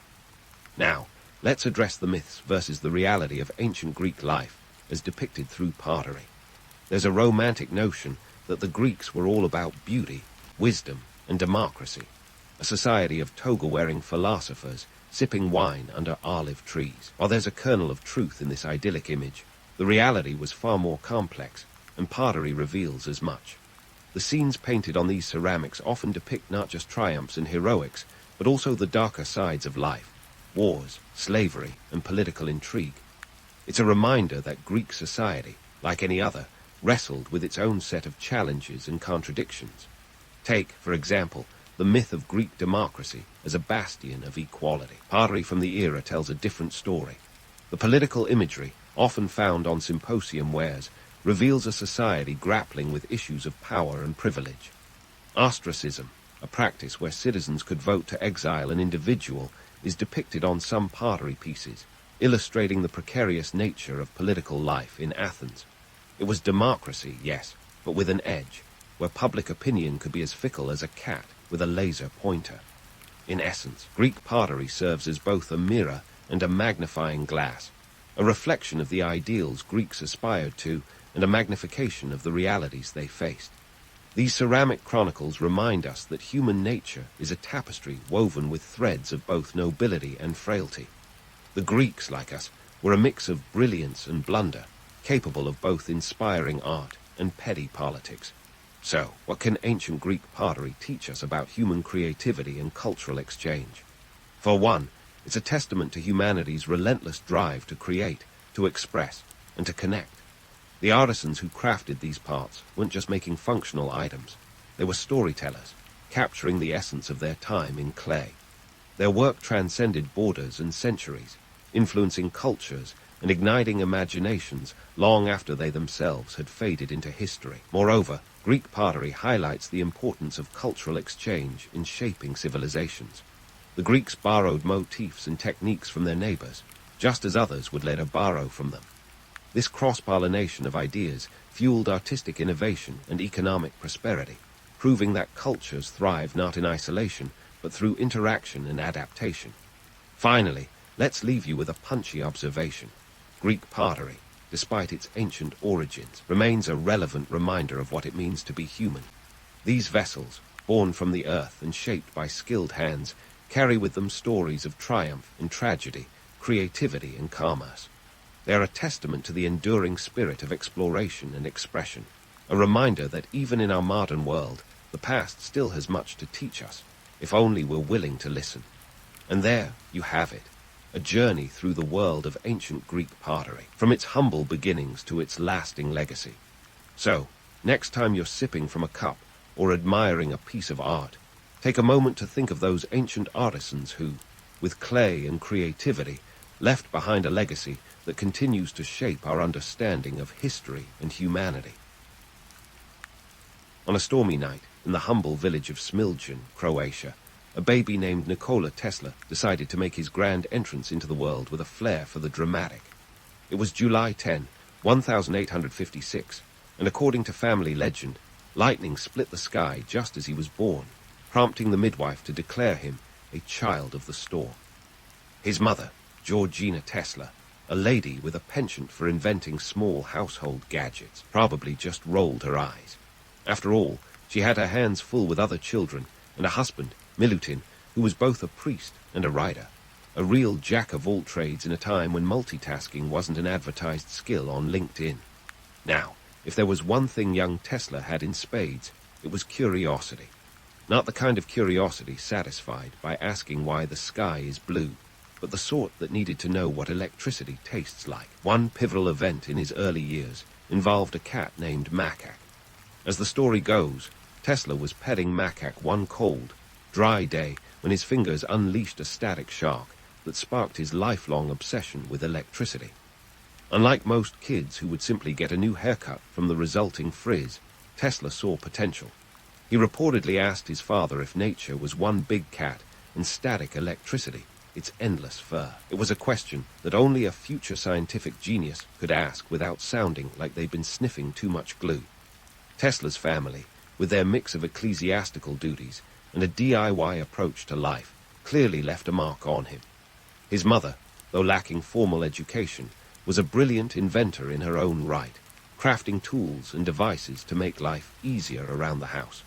Perhaps she was the original life hacker, long before the internet was a twinkle in anyone's eye. Milutin, on the other hand, wanted Nikola to follow in his footsteps and become a priest. But the only kind of communion Tesla was interested in involved electrons, not sermons. As Tesla grew, so did his restless intellect. He read voraciously, soaking up knowledge like a sponge. But it wasn't all smooth sailing.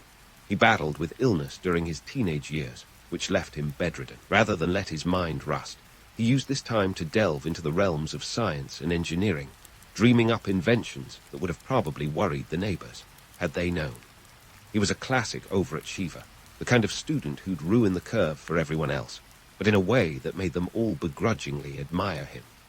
Fast forward to 1875, and Tesla found himself at the Austrian Polytechnic in Graz. This was the place where his intellectual prowess truly shone, and where he discovered the joys of gambling. The man was a whiz at mathematics, capable of performing complex calculations in his head faster than you could say, integrated circuit.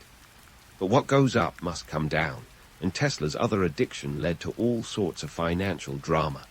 He gambled away his allowance, his friends' money, and probably the shirt off his back if it weren't for the fact that he only ever owned a handful of suits. The Austrian Polytechnic was also where Tesla first clashed with authority. His professors reportedly didn't know what to do with him. He was the student who would correct them during lectures, much to their chagrin. Tesla's passion for electricity was so intense that he often worked 20-hour days, leaving little time for anything else. He became so engrossed in his studies that he forgot to sleep, eat, or occasionally remember the existence of the outside world. This was a man who, when asked about his dietary habits, claimed to survive on just a couple of hours of rest and a devout belief in the power of milk. If only he knew about energy drinks. Despite his academic prowess, Tesla's university career was a roller coaster ride, one that ultimately ended with him dropping out. The official story was that he lost his scholarship due to gambling, but considering his tendency to push boundaries, it's a wonder he lasted as long as he did. The Austrian Polytechnic was just the opening salvo in a life that would be as electrifying as it was erratic. So, what did we learn about young Nikola Tesla? He was a prodigy with a penchant for pushing buttons, both literal and metaphorical. A gambler with a mind sharper than a lightning bolt, and a dreamer with visions of a world transformed by electricity. His early years were a mix of genius-level curiosity and the kind of youthful indiscretions that make for the best stories. Tesla, even in his formative years, was the kind of person who wouldn't just ask if the glass was half full or half empty. He'd be the one to invent a new type of glass entirely. And so, with a penchant for invention, and a head full of electrifying dreams. Nikola Tesla found himself at a crossroads. His education at the Austrian Polytechnic had been a mix of brilliance and recklessness, much like his own life. But Tesla was no stranger to reinvention. Fast forward to 1884, and he's on a steamer to the United States, clutching a letter of recommendation and a whopping 4 cents. Yes, you heard that right. 4 cents. Not exactly the grand fortune you'd want when stepping onto the shores of opportunity. But hey, maybe he thought he could charge it to experience. Tesla's ticket to the New World was more than a physical journey. It was a leap of faith. He arrived in New York City, a place pulsing with the kind of energy that only the late 19th century could muster. The Statue of Liberty had just been dedicated the previous year, a beacon of hope for immigrants like Tesla. But let's be real. Lady Liberty wasn't going to pay the rent. Enter Thomas Edison, a man whose name was synonymous with the electric age. Edison was already a household fixture thanks to his incandescent light bulb, and Tesla saw in him both a mentor and a challenge. Their initial meeting was probably what you'd expect from two titans in the making, awkward, full of potential, and ultimately a prelude to one of the most famous rivalries in scientific history. Edison was the kind of boss who loved practical solutions, and Tesla, well, he was all about theoretical innovation. The two were like oil and water, except with more sparks and patent filings. Soon, Tesla was working for Edison, tasked with improving the company's direct current, DC, generators. Now, here's where it gets juicy. Edison allegedly promised Tesla $50,000 if he could make his DC generators more efficient. Tesla, being the overachiever we know him to be, accepted the challenge with the kind of enthusiasm that makes you wonder if he heard the offer right. Spoiler alert, he did, but Edison had other ideas. After Tesla completed the task, Edison reportedly laughed it off, saying something to the effect of, "You don't understand our American humor." Ouch! That $50,000 in today's money will be more than $1 million, enough to buy a lifetime supply of light bulbs, and then some. Tesla, understandably miffed, quit. But let's not cry too much for our inventor hero. If anything, this setback was the spark, pun intended, that ignited his lifelong crusade for alternating current, AC, technology. Unlike Edison's DC, which required power stations every mile or so, AC could be transmitted over long distances without losing efficiency. It was Tesla's answer to the urban sprawl and burgeoning industrial demands of the age. This was the beginning of the infamous War of Currents. Edison, ever the showman, embarked on a campaign to discredit AC by highlighting its dangers, even going so far as to electrocute animals publicly to prove his point. It was a brutal PR strategy, and you'd be forgiven for thinking Edison was auditioning for a role in a horror film. Tesla, on the other hand, doubled down on the technical merits of AC, aligning himself with George Westinghouse, a savvy businessman who saw the future in Tesla's vision. Westinghouse, with his entrepreneurial spirit, backed Tesla's alternating current with gusto. He bought Tesla's patents for $60,000 in cash and stock, plus a royalty of $2.50 per horsepower generated by his AC system. Financially speaking, it was a lifeline thrown to Tesla at just the right moment. And boy, did Tesla deliver. Together, they lit up the 1893 World's Columbian Exposition in Chicago, showcasing AC's potential to power large cities, while Edison was busy frying elephants. Yes, really, look up poor Topsy. Tesla and Westinghouse were proving AC's practicality and safety. The Niagara Falls Power Project became their crowning achievement, harnessing the natural power of the falls to generate electricity. It was a triumph of engineering and a decisive win in the battle of electrical currents. But let's not kid ourselves. This wasn't just about electricity. It was about the future of technology, the economy, and most importantly, who would control it. The economic context here was crucial. The late 19th century was a time of rapid industrialization, with cities like New York and Chicago expanding at breakneck speed. Whoever controlled electrical power would effectively hold the keys to the kingdom. The stakes were sky high, literally, as skyscrapers began to pierce the skyline. This was the era of the Gilded Age, a time when fortunes were made and lost almost overnight. Tesla's alternating current was the linchpin in this economic revolution. It allowed factories to operate more efficiently, homes to be lit more affordably, and cities to grow vertically as well as horizontally. It was the internet of its day, transforming society in ways people could hardly fathom. But let's not forget the flip side. Behind the romantic image of a genius inventor stood harsh realities, financial struggles, patent disputes, and a world not quite ready to catch up with his visionary ideas. So, as the dust settled from the War of Currents, Tesla found himself both a victor and a victim of his own success. The world was electrified, but Tesla's personal fortunes were anything but stable. He was a man of contradictions, brilliant yet impractical, visionary yet often blind to the immediate needs of business. His life, like his inventions, was a high-voltage drama that continues to fascinate and inspire. And there we leave Tesla for now, standing at the precipice of his next great adventure, with both triumphs and trials ahead.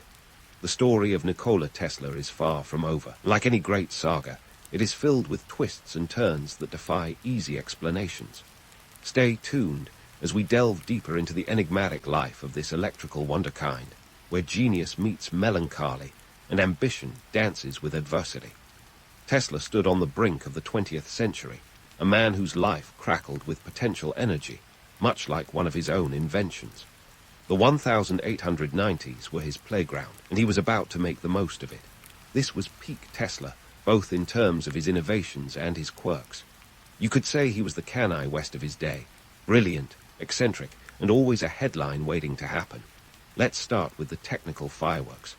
The Tesla coil, unveiled in 1891, was a high-voltage creation that could produce electrical discharges resembling lightning. It was a marvel of engineering, the kind of thing that made people gasp and kids dream of being inventors. Imagine being in the audience as Tesla demonstrated his coil, arcs of electricity dancing in the air like some kind of avant-garde light show. The coil wasn't just a party trick, though. It was a stepping stone to wireless communication, a concept as mind-blowing then as teleportation would be today. Tesla envisioned a world where information and electricity could be transmitted without wires. In case you're wondering, this was a time when the majority of people were still getting used to the idea of electric light, never mind invisible signals flying through the air. Yet Tesla was already sketching out the future we now take for granted, a wireless world powered by radio waves.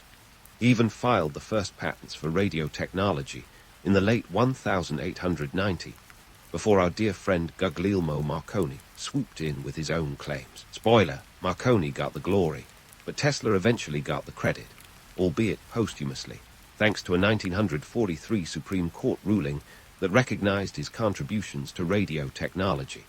But while Tesla was electrifying the world, he was also becoming its favorite mad scientist. It wasn't just the science that got tongues wagging, it was the man himself. Tesla was an enigma wrapped in a riddle wrapped in a very sharply tailored suit. He claimed to sleep only 2 hours a night, yet maintained a work schedule that would put a Silicon Valley startup to shame. Add to that his germophobia, his obsession with the number 3, and his penchant for feeding New York City pigeons, and you've got yourself a character worthy of a steampunk novel. Ah, the pigeons. Let's not fly past that one. Tesla reportedly spent hours in Bryant Park, feeding and observing the birds. He even claimed that a particular white pigeon visited him daily, and he loved this bird as he would a human companion. In a city known for its hard-nosed pragmatism, Tesla was king of the eccentrics, the guy who made the tabloids for his feathered friendships as often as for his technological feats. Speaking of which, the media played a massive role in shaping Tesla's public image. Newspapers of the day were quick to label him a genius, but just as quick to sensationalize his quirks. They painted him as a brilliant recluse, a wizard of electricity who could command lightning but couldn't quite grasp the concept of a balanced checkbook. The truth, as always, lay somewhere in between. Tesla was indeed a genius, but he was also a man who struggled with the practicalities of life, like managing finances, or, remembering to eat. The economic backdrop of Tesla's peak years was a mixed bag. On one hand, he was the toast of the town, dining with the elite and rubbing elbows with the likes of Mark Twain. On the other, he was constantly teetering on the edge of financial ruin. Despite the lucrative patents and the backing of investors like J.P. Morgan, Tesla's projects often ran over budget. His grandest dream, the Wardenclyffe Tower, was intended to be a global wireless transmission station, but it ended up as a monumental money pit. The tower was never completed, becoming instead a symbol of both Tesla's ambition and his tragic inability to navigate the treacherous waters of early 20th century capitalism. So while Tesla was busy lighting up the world, he was also learning that the business of invention was as much about dollars and cents as it was about volts and watts. His insistence on pursuing visionary ideas, regardless of practical constraints, was both his greatest strength and his Achilles heel. He was a man out of time in a world obsessed with the bottom line. Yet, even as financial woes loomed, Tesla's reputation as a scientific rock star remained intact. The media loved a good story, and Tesla provided plenty. Journalists couldn't resist his blend of genius and oddity, painting him as a modern-day Prometheus whose fire was both literal and metaphorical.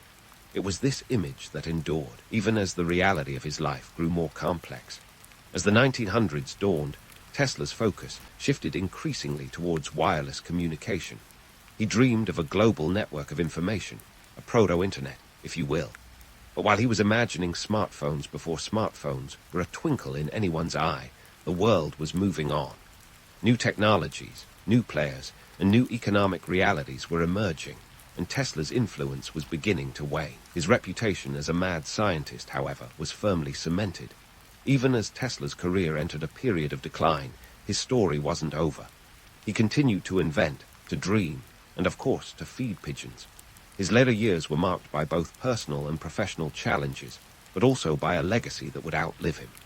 In the end, Tesla was a man who dared to dream big, sometimes too big for his own good, and in doing so, he changed the world. But let's not get ahead of ourselves. There's more to Tesla's tale, more twists and turns in the saga of this electric visionary. As we leave him now, he's on the cusp of a new century, his mind still buzzing with ideas, his heart still beating to the rhythm of innovation. Stay tuned as we continue to unravel the enigma that is Nikola Tesla, a man whose life was as electrifying as his inventions. As we pick up the thread of Tesla's story, it's clear that his future was as unpredictable as one of his own lightning shows. The 20th century was dawning, but for Tesla, it wasn't exactly a bright new morning. The man who had electrified the world was now facing the harsh reality of a career that was beginning to flicker like a faulty bulb. Tesla's later years, despite the brilliance of his mind, were a financial train wreck. He had amassed an impressive portfolio of over 300 patents, a number that could have easily set him up for life. Yet here he was, struggling to keep the lights on, literally. It's the kind of irony that would make a Greek tragedian weep. For all his genius, Tesla was as adept at handling money as a cat is at swimming. Let's zoom in on the Wardenclyffe Tower, Tesla's piece de resistance, or at least it was supposed to be. This massive, 187-foot structure on Long Island was meant to be the world's first wireless transmission station, a beacon of innovation that would transmit electricity and information across the globe without a single cable. The idea was as audacious as it was expensive.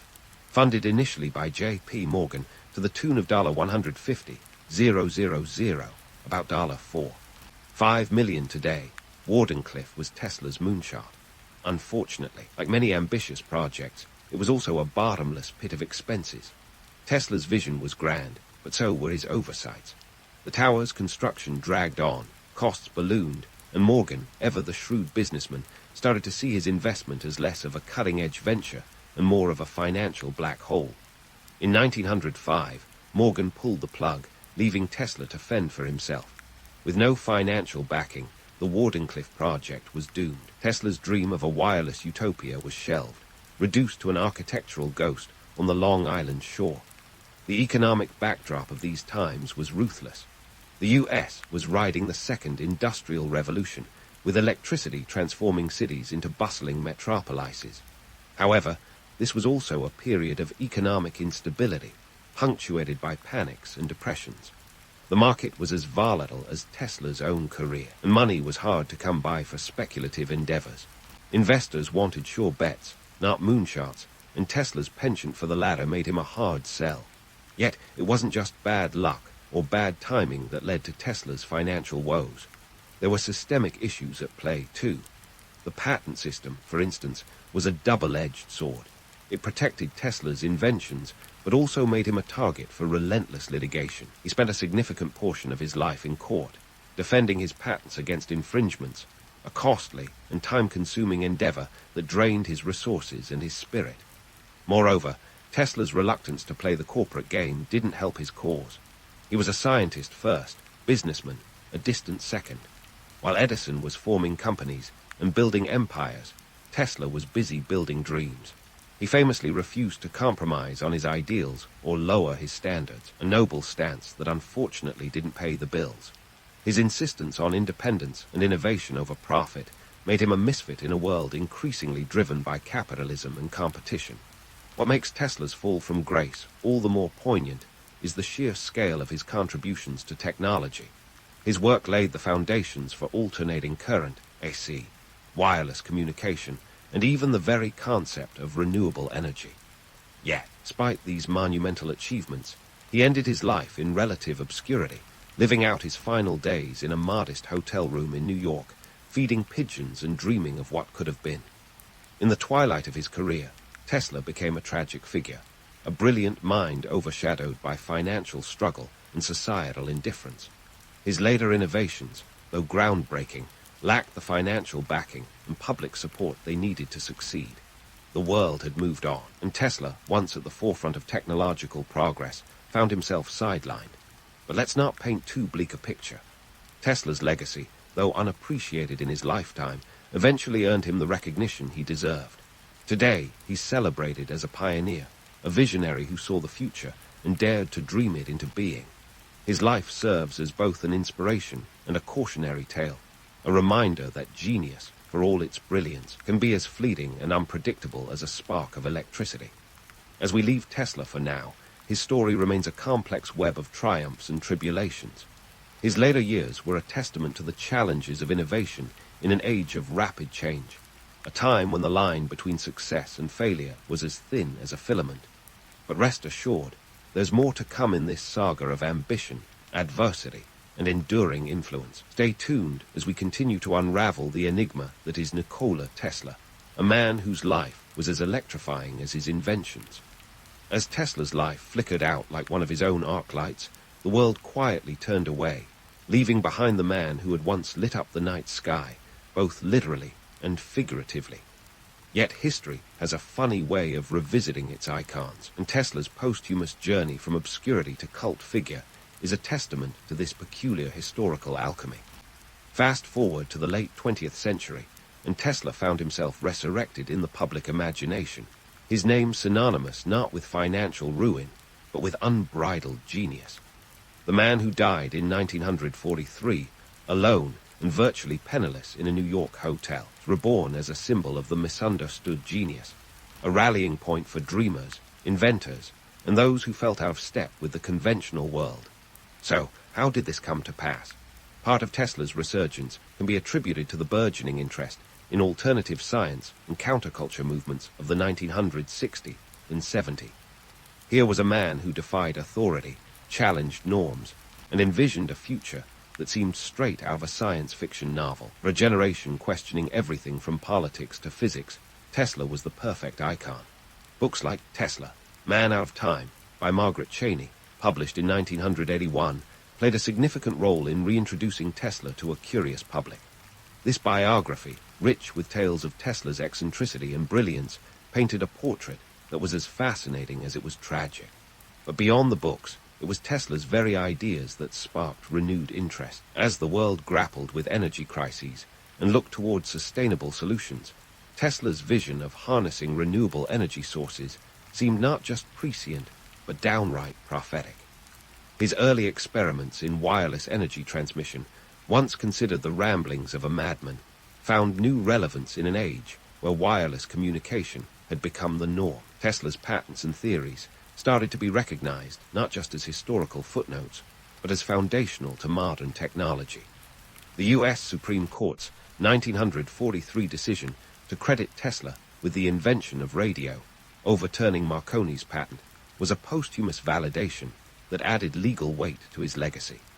Here was a man who had envisioned a world interconnected by invisible waves, long before Wi-Fi became a household term. The tech industry, ever on the hunt for inspirational figures, embraced Tesla as a visionary who dared to dream beyond the possible. In 2003, Tesla's name literally became a driving force when the Tesla Motors company was founded, honoring his legacy by pushing the boundaries of electric vehicles. The company's success not only brought Tesla's name back into the spotlight, but also highlighted the gap between his visionary ideas and the commercial success he never achieved in life. But let's pause for a moment and consider the irony. Tesla, a man who struggled to commercialize his inventions, is now the namesake of a company that's become a symbol of innovation and market triumph. It's a testament to the enduring allure of the misunderstood genius, a figure who captivates us precisely because they don't fit neatly into the world as we know it. Tesla's rise to cult status also benefited from the growing fascination with the eccentricities of historical figures. In a world that increasingly values individuality and authenticity, Tesla's quirks, his obsession with pigeons, his phobias, his penchant for working in the dead of night, are seen as marks of a true original. In a way, his life story resonates with anyone who has ever felt like an outsider, misunderstood, or ahead of their time. As we sift through the myths and realities of Tesla's legacy, it's crucial to separate the man from the legend. Yes, Tesla was a genius who saw the future with remarkable clarity, but he was also a man who couldn't reconcile his groundbreaking ideas with the harsh economic realities of his time.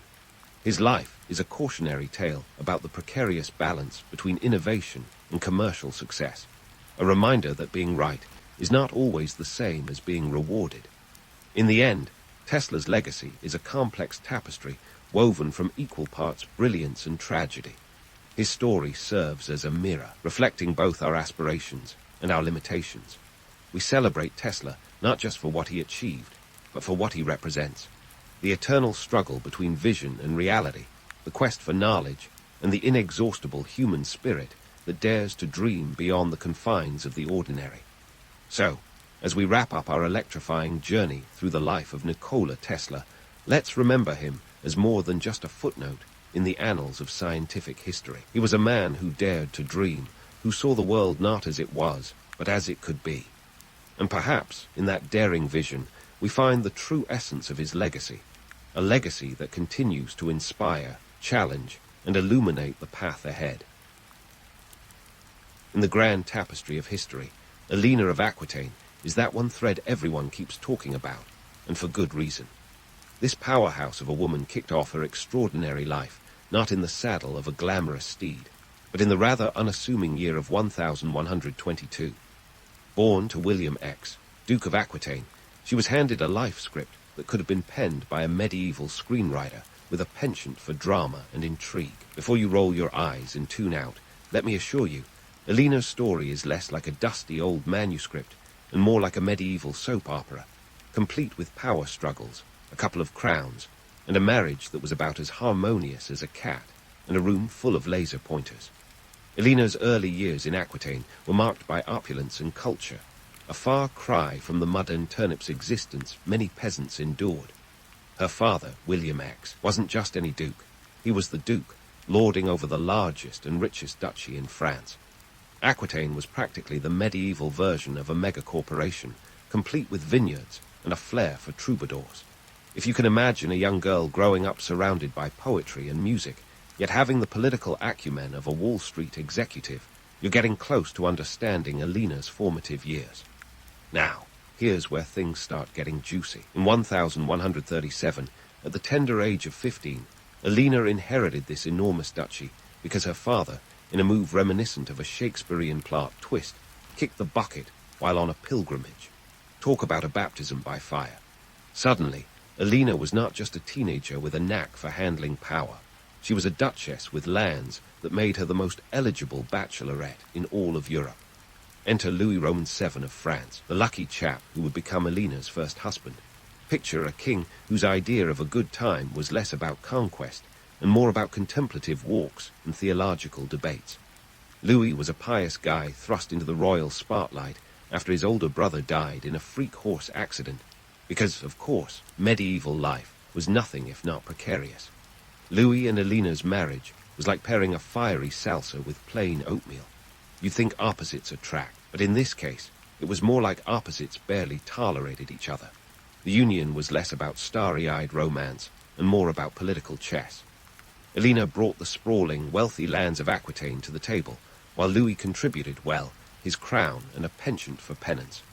The newlyweds' honeymoon was a less-than-idyllic journey to the Cathedral of Bordeaux, which may sound romantic, but was more of a political statement than a getaway. Their marital bliss was tested early on by the Second Crusade, a holy campaign that Louis eagerly joined. Eleanor, never one to shy away from adventure, decided to tag along, because why not spice up a crusade with a touch of marital discord? Eleanor's presence on the crusade was like having a rock star on a diplomatic mission. She reportedly traveled with an entourage of 300 women, which is about as subtle as a medieval marching band. The chronicles of the time gleefully recount how Eleanor and her ladies rode astride, dressed in armor. It was less about playing dress-up and more about making a statement. Women could be just as formidable as men on the road to Jerusalem. But alas, this grand adventure quickly turned sour. The crusade was a logistical nightmare, with the French army about as organized as a medieval flea market. Eleanor and Louis's relationship hit rock bottom when accusations flew that she was too chummy with her uncle, Raymond of Antioch. This wasn't just family drama. It was a political scandal with a side of medieval tabloid fodder. Picture Louis, red-faced and fuming, dragging Eleanor away from the siege of Damascus, cutting their crusade short in a huff. Back in France, the cracks in their marriage were as wide as the English Channel. While Louis wanted to spend his days in prayer and reflection, Eleanor was more interested in court politics and making her voice heard. The couple's incompatibility was underscored by their lack of a male heir, a serious problem when your job description is King and Queen of France. After 15 years of bickering and one daughter later, marriage was annulled in 1152 on the grounds of consanguinity, a fancy way of saying they were a bit too closely related. Convenient, right? Eleanor wasted no time in finding a new partner, but that's a story for another day. For now, let's bask in the sheer audacity of a woman who dared to defy the norms of her time, navigating the cutthroat world of medieval politics with a wit sharper than any sword. Eleanor of Aquitaine, a duchess, a queen, and a trailblazer in every sense of the word. If you think the next chapters of her life are going to be any less entertaining, well, you'd be mistaken. So, Eleanor of Aquitaine, queen of 2 nations and mother of none to her current hubby, was now back in France. But before you could say marriage counseling, she was already plotting her next move. You see, Eleanor wasn't just the medieval version of a power player. She was the entire chessboard. But let's not jump ahead. We're still knee-deep in the Second Crusade, a fiasco that, if you asked any historian, was as organized as a cat-herding competition and twice as chaotic. The crusade kicked off in 1147, and it was supposed to be a grand reunion of Christian Europe under one banner. In reality, it was more like a chaotic family road trip where everyone forgot the map and the snacks. Eleanor, with her entourage of 300 women, because why not make a statement, was ready to take Jerusalem by storm. And she wasn't just there to sit on the sidelines. She came clad in what some chroniclers claimed was Amazonian attire. Picture this, Eleanor in armor, leading her ladies like the world's first influencer army. Forget social media. Eleanor was trending in every medieval gossip column from Paris to Jerusalem. But here's where we bust a myth or two. The idea of Eleanor as a warrior queen, decked out like a mythical Amazon, is mostly the stuff of legend. While it's true she rode alongside her husband, the armor bit is likely an embellishment. Chronicles love a good story, and nothing sells like a queen in chain mail. Yet, there's no denying she was a formidable presence, influencing diplomatic talks and rallying troops. In a world where women were often relegated to the background, Eleanor was the headline act. Speaking of headlines, let's talk about the real showstopper, Eleanor's rumored closeness with her uncle, Raymond of Antioch. This wasn't just medieval gossip, it was a full-blown scandal. Raymond, a handsome and charismatic player in the crusading world, was the kind of guy who could charm the sandals off a pilgrim. Eleanor's rapport with him raised eyebrows, enough to make Louis Roman VII see red. In a classic case of jealousy meets politics, Louis accused Eleanor of being a bit too cozy with her uncle. Whether it was platonic or not, we'll never know, but it drove a wedge so deep between the royal couple you could fit a crusader army through it. As if that wasn't enough drama, the crusade itself was a disaster. Louis's army faced everything from logistical nightmares to hostile locals. By the time they reached Damascus in 1148, they were more like a ragtag band of weary travelers than a formidable force. The siege of Damascus was a debacle, lasting just a few days before Louis decided to pack it in and head home, tail between his legs. Eleanor, undoubtedly fed up with Louis's lack of leadership and the general state of affairs, was dragged back to France, leaving behind a trail of rumors and a marriage in shambles. Back home, the marital discord was as evident as a bad haircut. Eleanor, ever the savvy politician, realized her marriage to Louis was as doomed as the crusade. The lack of a male heir didn't help matters. Royal marriages were less about love and more about securing the dynasty. With only daughters to show for 15 years of royal union, Eleanor and Louis were in an awkward spot. Cue the medieval annulment, on the grounds of consanguinity, no less. Conveniently, they were apparently too related for holy matrimony, an excuse as old as time for royals seeking a graceful exit. Now, here's where things get spicy. Legend has it that Pope Eugene Roman III, in a last-ditch attempt to save their marriage, set up a blessing bed. This wasn't some ancient marital therapy, but a literal bed blessed by the Pope himself, where the couple was supposed to rekindle their romance. Spoiler alert. It didn't work. Eleanor wasn't one to be swayed by papal theatrics when political opportunity knocked.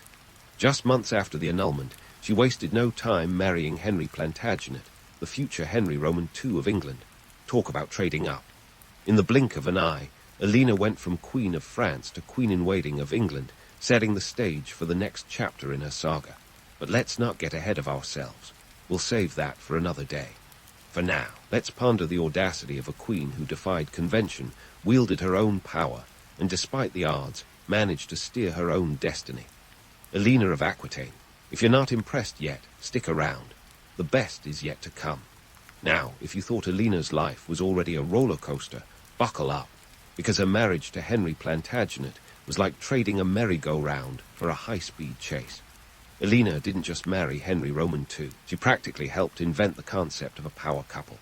This was no medieval fairy tale. It was a strategic alliance with enough drama to rival any royal reality show. Within 2 years of their nuptials in 1152, Henry ascended the English throne, and Eleanor became Queen Consort of England. Talk about a swift career move. This was the medieval equivalent of going from intern to CEO overnight. Henry, the fiery young duke who became king, was a Renaissance man before the Renaissance even existed. He was a warrior, a scholar, and a statesman, when he wasn't busy being a hothead, that is. But let's not sugarcoat it. Henry was as temperamental as a medieval weather vane in a hurricane, and Eleanor had her work cut out for her. Yet, she was no shrinking violet. Eleanor's political savvy was the real deal, and she had the receipts to prove it. She helped Henry consolidate his power, turning his sprawling domains into the Angevin Empire, a patchwork quilt of territories that stretched from Scotland to the Pyrenees. Eleanor wasn't just the queen. She was the queen bee, wielding influence like a maestro conducts an orchestra. She knew how to play the power game better than most men, and she wasn't shy about it. As queen, Eleanor wasn't just sitting pretty in the royal court. She was actively involved in administration, diplomacy, and even justice. When Henry was off fighting wars or quelling rebellions, Eleanor often held the reins, making her one of the most powerful women in Europe. Their marriage, while politically advantageous, was far from idyllic. Henry's knack for infidelity was as legendary as his military campaigns. It said he had more mistresses than a soap opera villain, which was a bit much even by medieval standards. Eleanor, however, was no pushover. She managed to maintain her own power base in Aquitaine, a region she ruled with a firm yet fair hand. Eleanor was the epitome of grace under pressure, handling her husband's indiscretions with a strategic mind and a heart of steel. Now, let's talk about the Plantagenet family dynamics, which were as complex as a Shakespearean tragedy with a side of comedy. With 8 children, 5 sons and 3 daughters, Eleanor and Henry's household was less happily ever after and more Game of Thrones, family edition. Their sons were a rowdy bunch, each with a claim to power and a penchant for rebellion. The most notable of these was Richard, the lion-hearted warrior and Jan, who would later earn the dubious honor of being one of England's most infamous kings. The real kicker came with the infamous revolt of 1173-74. Picture this: Eleanor, the formidable queen, aligning with her sons against Henry in a rebellion that shook the foundations of the Angevin Empire. It was less a family squabble and more a full-blown civil war, complete with castles under siege and political alliances shifting like sand in a desert.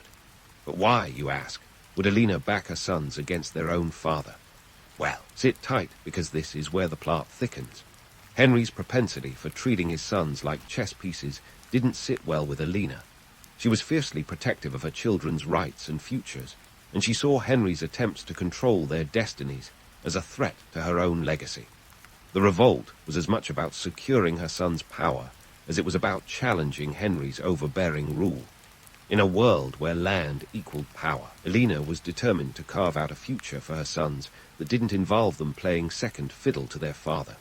The revolt itself was a dramatic affair.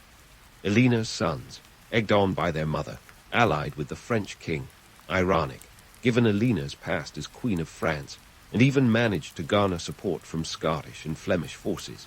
It was a classic case of the enemy of my enemy is my friend, with Eleanor pulling the strings from behind the scenes. However, like any good drama, it didn't end in triumph for Eleanor. Henry, ever the strategist, managed to quell the rebellion with a combination of military might and savvy negotiation. The aftermath was as bitter as it was brutal. Eleanor was captured and imprisoned by Henry, spending the next 16 years under house arrest, a queen in exile within her own realm. Yet even confinement couldn't quell her spirit. Eleanor's legacy was far from over. It planted the seeds of power in her sons, ensuring that her influence would continue to shape the course of history long after the revolt. Her imprisonment, while harsh, only added to her legend as a queen who dared to defy the king. As we leave Eleanor in her gilded cage, plotting future moves like a chess grandmaster, remember that her story is far from over. She was a force of nature, a pioneer in an era that demanded women know their place, and Eleanor never did. So, as we pause on this chapter of her life, one thing is clear. Eleanor of Aquitaine was not just a queen, but a queen-maker, a woman whose life was a testament to resilience, strategy, and the relentless pursuit of power. Stay tuned for the next thrilling installment in the saga of this remarkable woman, where the stakes get even higher, and the drama, well, it's just beginning. As Eleanor of Aquitaine sat in her plush yet confining quarters, pondering her next move, it was clear that her story was far from over. Sure, Henry had her under lock and key, but let's not shed too many tears for Eleanor. Her imprisonment was less about damp dungeons and more about a comfortable, albeit restricted, lifestyle. Think of it as being grounded but with better amenities, like a medieval airman with a strict curfew. She was in a castle, not a cell, and despite the gilded cage, she remained a force to be reckoned with. Fast forward to 1189, when Henry Roman II shuffled off this mortal coil, and Eleanor was finally released from her royal detention. With Henry out of the picture, it was time for a change of the guard. Enter her son, Richard the Lionheart, a name that sounds like he should be leading a pride of actual lions into battle. Richard was everything his father was not: charismatic, bold, and with a personality as outsized as his ambition. But let's not kid ourselves. He wasn't the sharpest sword in the armory when it came to ruling. Eleanor wasted no time stepping back into the political spotlight. At 67, she should have been knitting chainmail cozies or something equally mundane by the standards of medieval womanhood. Instead, she was orchestrating power plays like a maestro conducting a symphony. She became the de facto ruler while Richard was off gallivanting on crusades, proving once again that she was the real MVP of the Plantagenet dynasty. Richard's reign was more about glory than governance.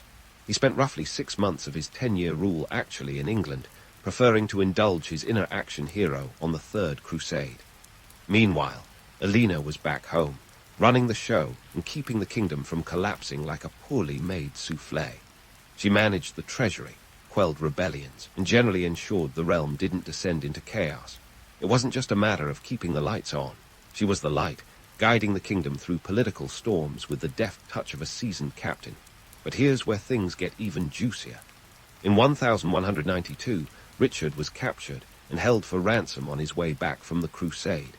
The price tag, a whopping 150,000 marks, or about 3 times the annual revenue of the English crown. That's like being hit with a medieval parking ticket, but on a national scale. Who stepped up to manage this colossal crisis? You guessed it, Eleanor. She spearheaded the effort to raise the ransom, effectively crowdfunding her son's freedom before Kickstarter was even a twinkle in history's eye.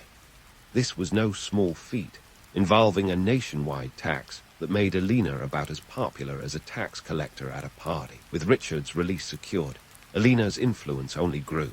Yet her role wasn't just about keeping Richard's throne warm. She was actively shaping policy and negotiating treaties. Her political acumen was sharper than a knight's sword, and she wielded it with the finesse of a master strategist. Whether it was mediating disputes or arranging alliances, Eleanor's hand was always on the wheel, steering England through turbulent waters. And then there was John. If Richard was the lion, John was the proverbial black sheep. Known for losing his ancestral lands in France and signing the Magna Carta under duress, he wasn't exactly England's most celebrated monarch. Yet Eleanor saw potential, or at least necessity, in his rule.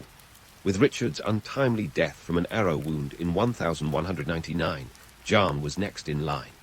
Eleanor, ever the pragmatic power broker, turned her attention to securing his succession, her greatest coup in John's favor, the marriage alliance with the Spanish kingdom of Castile, which she orchestrated by embarking on a grueling journey across the Pyrenees at the ripe old age of 77. This wasn't just a casual jaunt over a few hills. It was a trek through rugged landscapes that would make even the most seasoned traveler balk. Picture Eleanor, silver-haired yet indomitable, leading an entourage through mountains and valleys, defying age and expectation to secure a future for her lineage. Her destination was Castile, where she aimed to negotiate a marriage that would strengthen John's hand and, by extension, stabilize his reign. This audacious move was more than just a grandmotherly gesture. It was a masterclass in high-stakes diplomacy. The marriage of her granddaughter, Blanche of Castile, to the French crown prince would forge a crucial alliance. Eleanor knew that in the game of thrones, marriages were the chess pieces, and she was the grandmaster moving them. Her journey wasn't just a testament to her physical resilience. It was a symbol of her enduring influence and strategic brilliance. Eleanor's later years were a study in unparalleled legacy building. She navigated the complexities of medieval politics with the dexterity of a juggler at a royal court, keeping multiple balls in the air while ensuring none hit the ground. Even as age advanced, her mind remained as sharp as her wit, and her legacy as enduring as the stone castles she once called home. So, as we leave Eleanor poised on the brink of yet another political triumph, remember that her story is far from over. Her life was a tapestry of ambition, resilience, and power, a saga that continues to captivate, challenge, and inspire. As we prepare to delve into the final chapter of her extraordinary life, one thing is certain. Eleanor of Aquitaine was not just a queen of 2 nations, but a queen of hearts and minds, whose legacy would echo through the corridors of history for centuries to come. Stay tuned for the grand finale, where the drama intensifies and the legend of Eleanor reaches its epic conclusion. Eleanor of Aquitaine's legacy is as complex as the medieval world she navigated, a world she shaped more than most kings of her era. But let's cut through the romanticized fluff and get to the meat of the matter. Was she the scheming, manipulative femme fatale of legend, or a politically astute powerhouse who played the long game? Spoiler alert, it's the latter. Eleanor wasn't out there twirling a metaphorical mustache while plotting the downfall of kingdoms. She was a woman who knew the stakes and played them to win. First, let's debunk the myth of Eleanor as a scheming villainess. Sure, medieval chroniclers loved a good scandal, and Eleanor's life provided plenty of fodder. But much of the intrigue was less about her being a puppet master and more about her being a master of survival. Consider her marriage to Louis Roman VII of France. It wasn't Eleanor whispering sweet nothings of rebellion in her son's ears that led to the revolt of 1173-74. It was her shrewd understanding that her children's future, her legacy, was at risk under Henry Roman II's overbearing rule. Eleanor's actions were strategic responses to the chessboard of power, not the cackling machinations of a fairy tale villain. Now, onto the reality of Eleanor as a political juggernaut. Her impact on European politics was seismic. She wasn't just a queen, she was a kingmaker, a diplomat, and a cultural icon. Her marriage alliances alone read like a who's who of European royalty, weaving a web of influence that stretched across the continent. Eleanor's strategic marriages, like the one she arranged for her granddaughter Blanche, weren't just about securing peace. They were about crafting a legacy that would echo through the ages. Blanche of Castile would go on to be the mother of Louis Roman IX of France, a king who would be canonized as a saint. Talk about a family tree with branches reaching into sainthood. Eleanor's influence wasn't confined to the political arena. She was a cultural pioneer as well. Her court in Poitiers was a beacon of art and literature, a veritable renaissance before the Renaissance.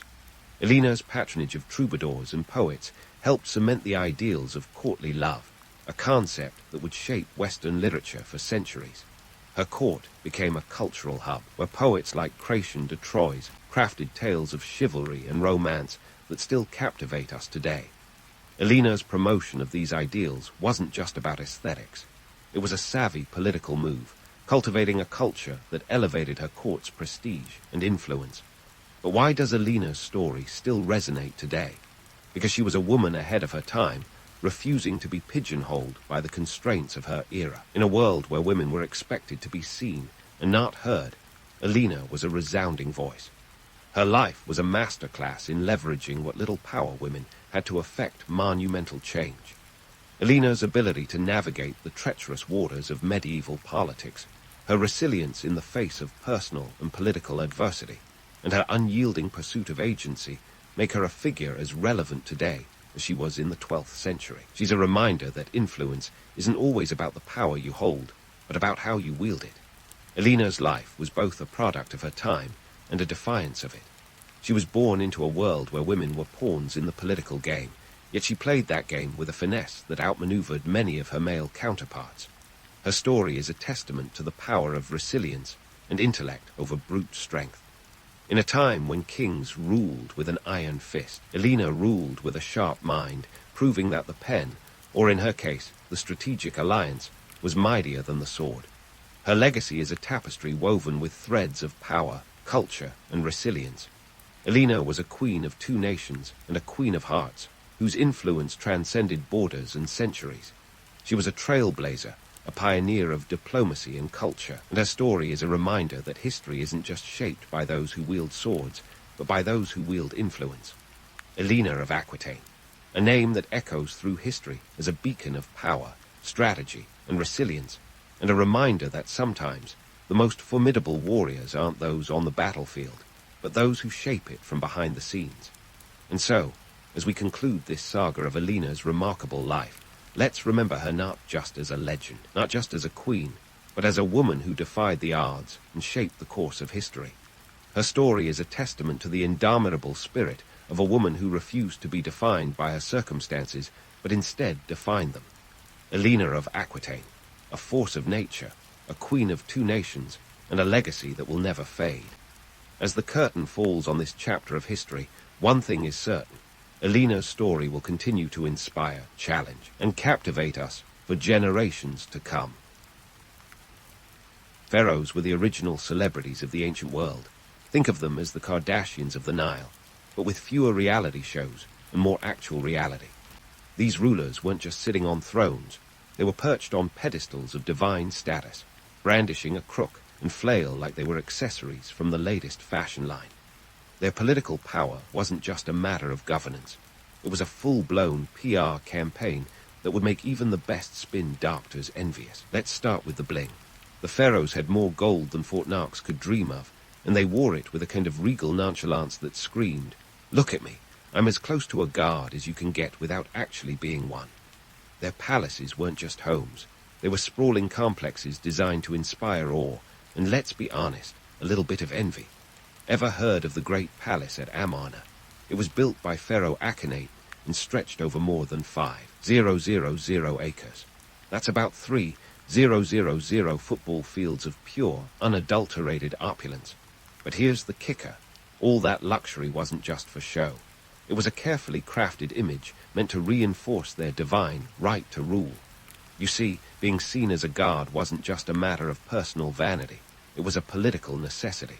If people believed the pharaoh was a living god, they were less likely to question why they were paying more in taxes than they were earning. Clever, right? And those taxes, oh boy, they were hefty.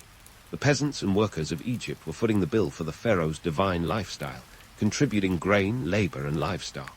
It wasn't exactly a fair trade, but hey, someone had to pay for all that gold leaf. The grandeur of their tombs, like the famous pyramids of Giza, was funded by the sweat and toil of thousands. The Pyramid of Khufu, for instance, involved over 2 million blocks of stone, each weighing about 5 tons. That's a lot of heavy lifting for a monument to one man's ego. Yet, despite the heavy burden on the common folk, the myth of the god king persisted. Perhaps it was the allure of being ruled by a divine entity, or maybe it was just too dangerous to say otherwise. After all, questioning a god wasn't a career move that ended well, unless you fancied a quick introduction to the afterlife. Speaking of the afterlife, pharaohs took their tombs seriously. They built them to last, much like an ancient version of an ironclad retirement plan. These were no ordinary graves. They were portals to eternity, replete with treasures meant to accompany them into the next world. The tomb of Tutankhamun, discovered in 1922, was filled with over 5,000 artifacts, including a solid gold coffin and a dagger made from meteorite iron. Talk about space-age tech. But here's the thing. While the pharaohs were busy building their eternal homes, the peasants were constructing their own kind of legacy. It wasn't made of stone or gold, but of the hard work that kept the kingdom running. They were the unsung heroes, the ones who tilled the fields, built the monuments, and paid the taxes that allowed the pharaohs to live like gods on earth. So, was the pharaoh's divine status a genuine belief, or just a clever marketing ploy? It's hard to say. But one thing's for sure. They played the role to perfection, and in doing so, they left behind a legacy that's as enduring as the pyramids themselves. They were the rock stars of their time, with more bling than a Las Vegas wedding chapel, and a status that was as much about perception as it was about power. While the pharaohs were busy living their best lives in golden splendor, someone had to keep the whole operation from collapsing like a poorly constructed pyramid. Enter the noble class, the unsung heroes of ancient Egyptian bureaucracy. Think of them as the middle management in this grand historical drama. They didn't have the bling or divine status of the pharaohs, but they were the ones making sure the Nile didn't overflow with uncashed checks.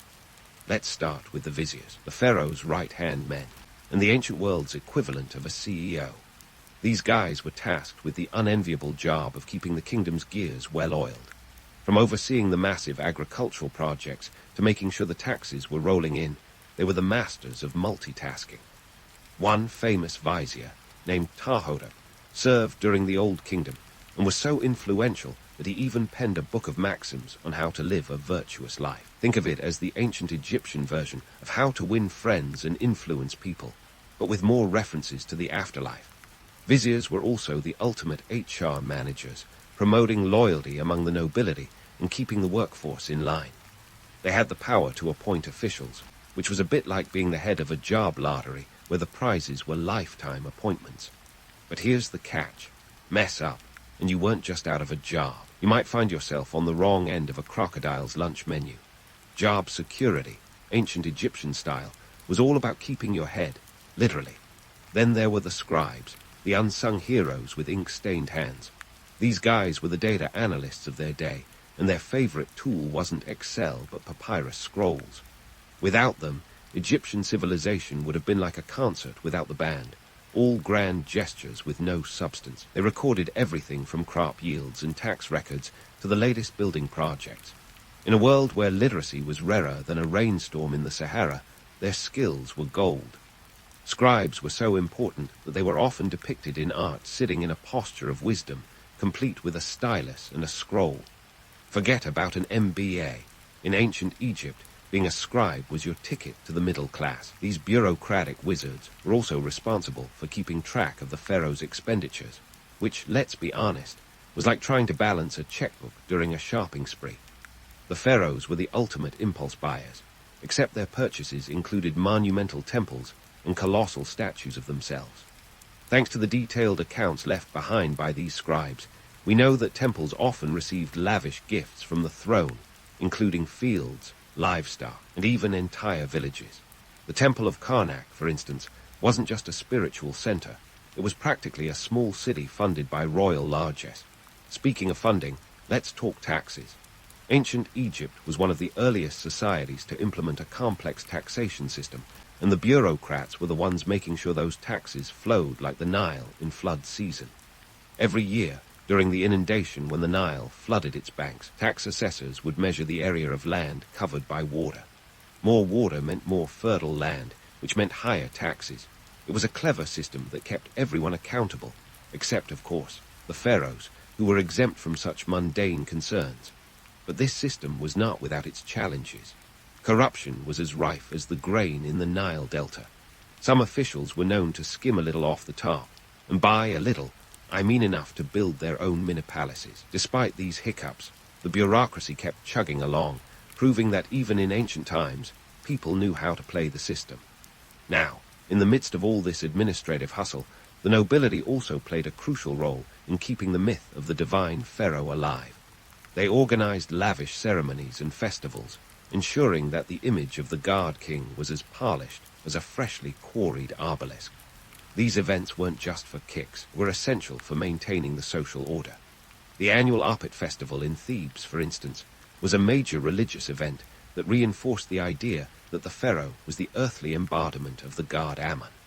Picture a grand parade with priests, musicians, and boats gliding down the Nile, all orchestrated to remind everyone that the pharaoh wasn't just any ruler but a divine one. And let's not forget the marriage alliances. Nobles often married into the royal family, which was both a strategic move and a surefire way to keep that royal bloodline as pure as possible. The most famous of these alliances was perhaps that of Queen Nefertiti, who was not just a pretty face, but a powerful political player. Her marriage to Aquitaine was a game-changer, leading to one of the most revolutionary periods in Egyptian history, marked by religious upheaval and artistic innovation. So, while the pharaohs basked in divine glory, it was the noble class that kept the machine running smoothly. They were the ones balancing the books, ensuring that the temples were stocked, and keeping the wheels of governance turning.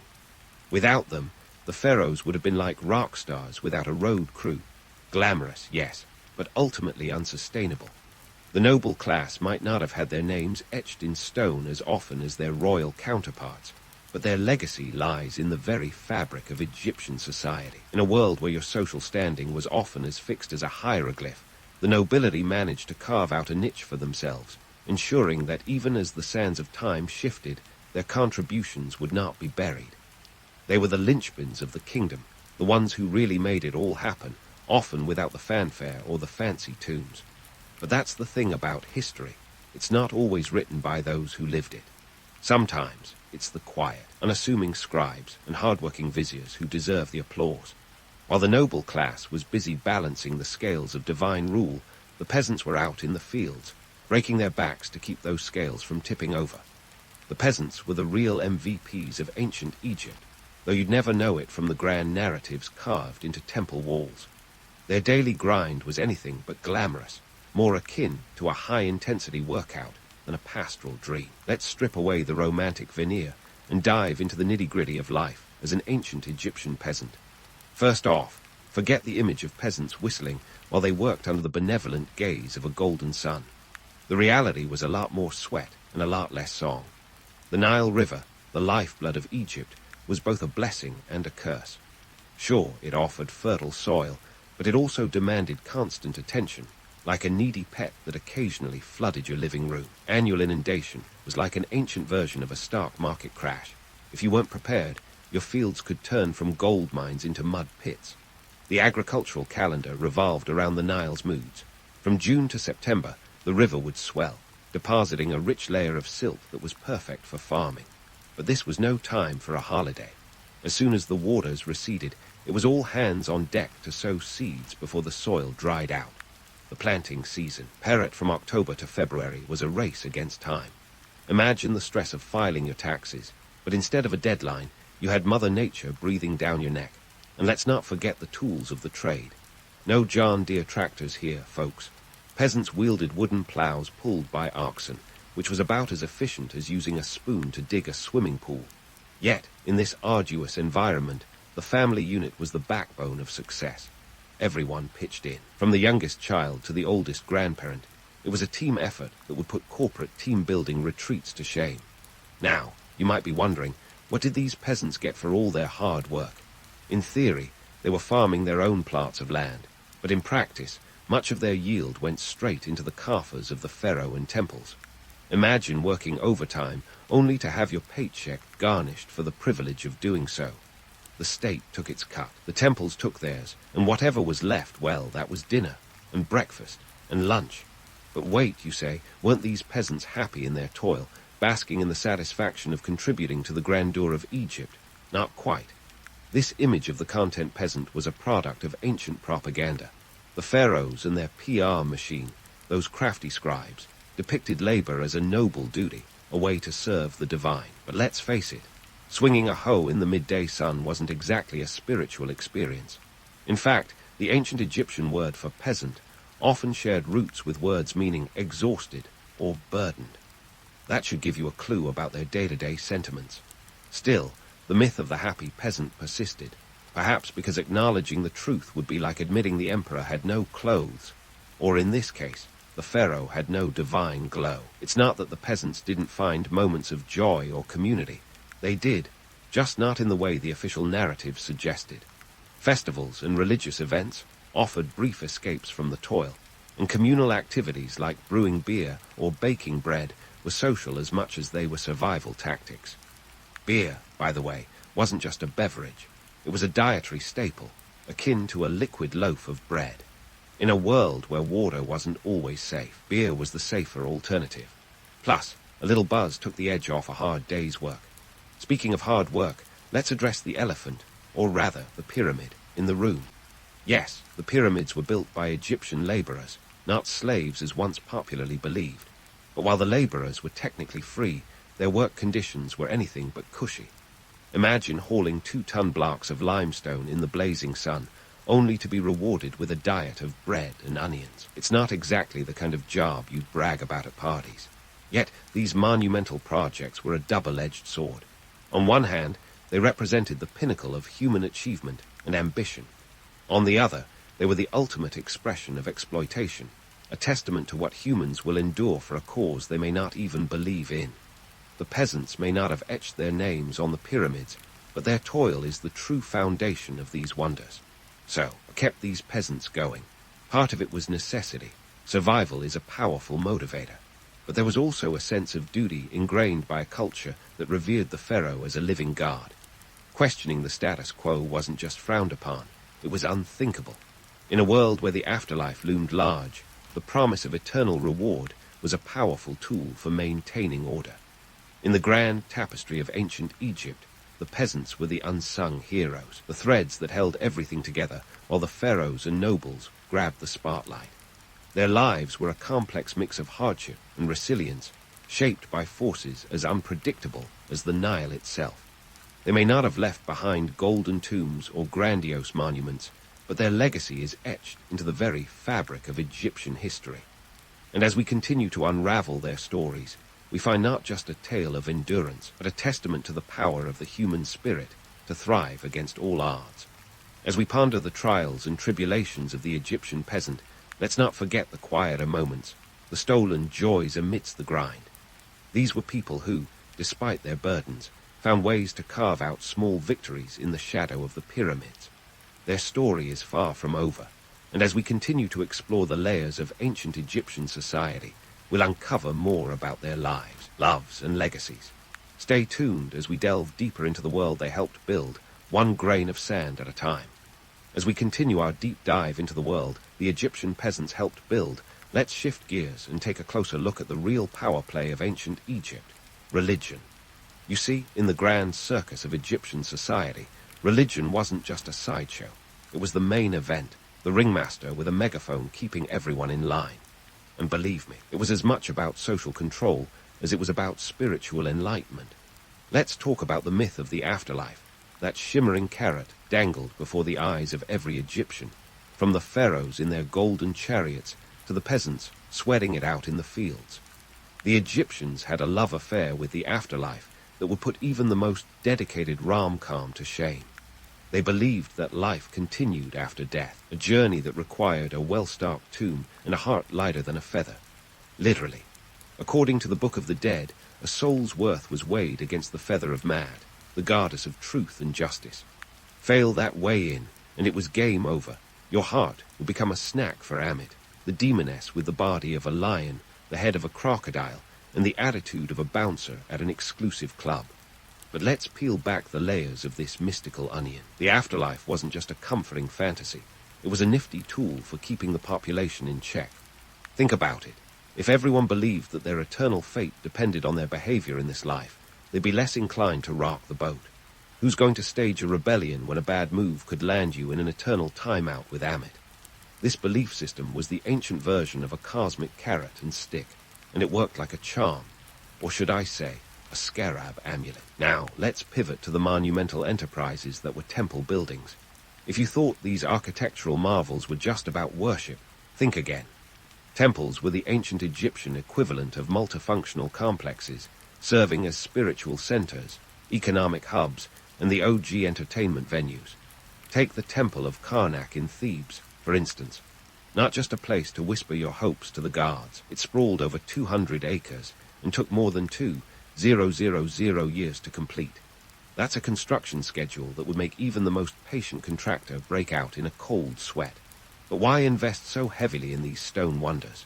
Well, aside from being divine residences, temples were economic powerhouses.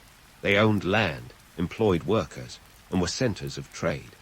The treasury of a temple often rivaled that of the pharaoh, donations pouring in from the faithful like ancient crowdfunding.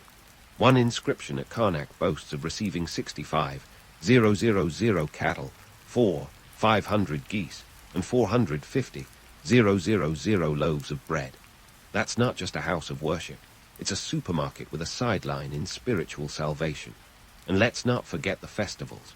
These were less about religious devotion and more about keeping the masses entertained and distracted. The Apit Festival, for example, was an annual spectacle that turned Thebes into the Las Vegas of the ancient world. For 27 days, the city was awash with music, dancing, and enough beer to float a fleet of papyrus boats. The highlight was a grand procession where the statue of Ammon, the king of the gods, was paraded through the city, presumably to remind everyone who was boss. These festivals served a dual purpose. They reinforced the divine status of the pharaoh and guards, while also providing a much-needed break from the drudgery of daily life. For your average peasant, it was a chance to let loose, forget about the taxes and the toil, and maybe even snag a free loaf of bread. As for the priests, they got to strut their stuff, showing off their importance in the cosmic order. It was a win-win, unless you were the one footing the bill, which of course was the state, or rather, the taxpayers. But let's not be too hasty in scoffing at these spectacles. The myth of the afterlife and the grandeur of temples and festivals provided a tapestry of meaning in a world that could be as harsh as a desert sun. In the absence of modern distractions, these rituals offered a sense of community, a shared narrative that bound people together across classes and generations. And in a society where the pharaoh was a god on earth, participating in these events was both an act of faith and of social cohesion. However, beneath the glittering surface of divine architecture and spiritual promises, there lurked a more pragmatic reality. The temples needed upkeep, the festivals needed funding, and the gods, it seemed, had expensive tastes. All of this required resources, labor, and most importantly, a populace willing to buy into the system. It was a delicate balancing act, a perpetual game of give and take where religion was both the glue and the grease that kept the wheels of society turning. In truth, the elaborate religious system of ancient Egypt was a masterclass in social engineering. It convinced a nation that their place in the afterlife depended on their actions in this one, that their toil and taxes were not just for the pharaoh's pleasure, but for their own eternal benefit. It's a testament to the power of belief and the art of persuasion, where faith and politics walked hand in hand down the Nile's banks. So, as we prepare to dive deeper into this fascinating world, remember that the temples and tombs were not just relics of a forgotten past. They were the stage upon which the drama of Egyptian life played out, where gods and mortals mingled in a dance as intricate as the hieroglyphs that adorned their walls. Stay tuned, as we continue to unravel the threads of this ancient tapestry, exploring how the myths and realities of religion shaped the lives of all who called Egypt home. The temples and tombs, those magnificent testaments to human ambition and divine devotion, were more than just stone and mortar.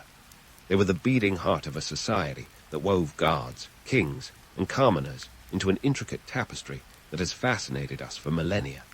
But let's not get too caught up in the grandeur without peeking behind the curtain where the real action happened. Ancient Egypt's social structure wasn't just a static hierarchy.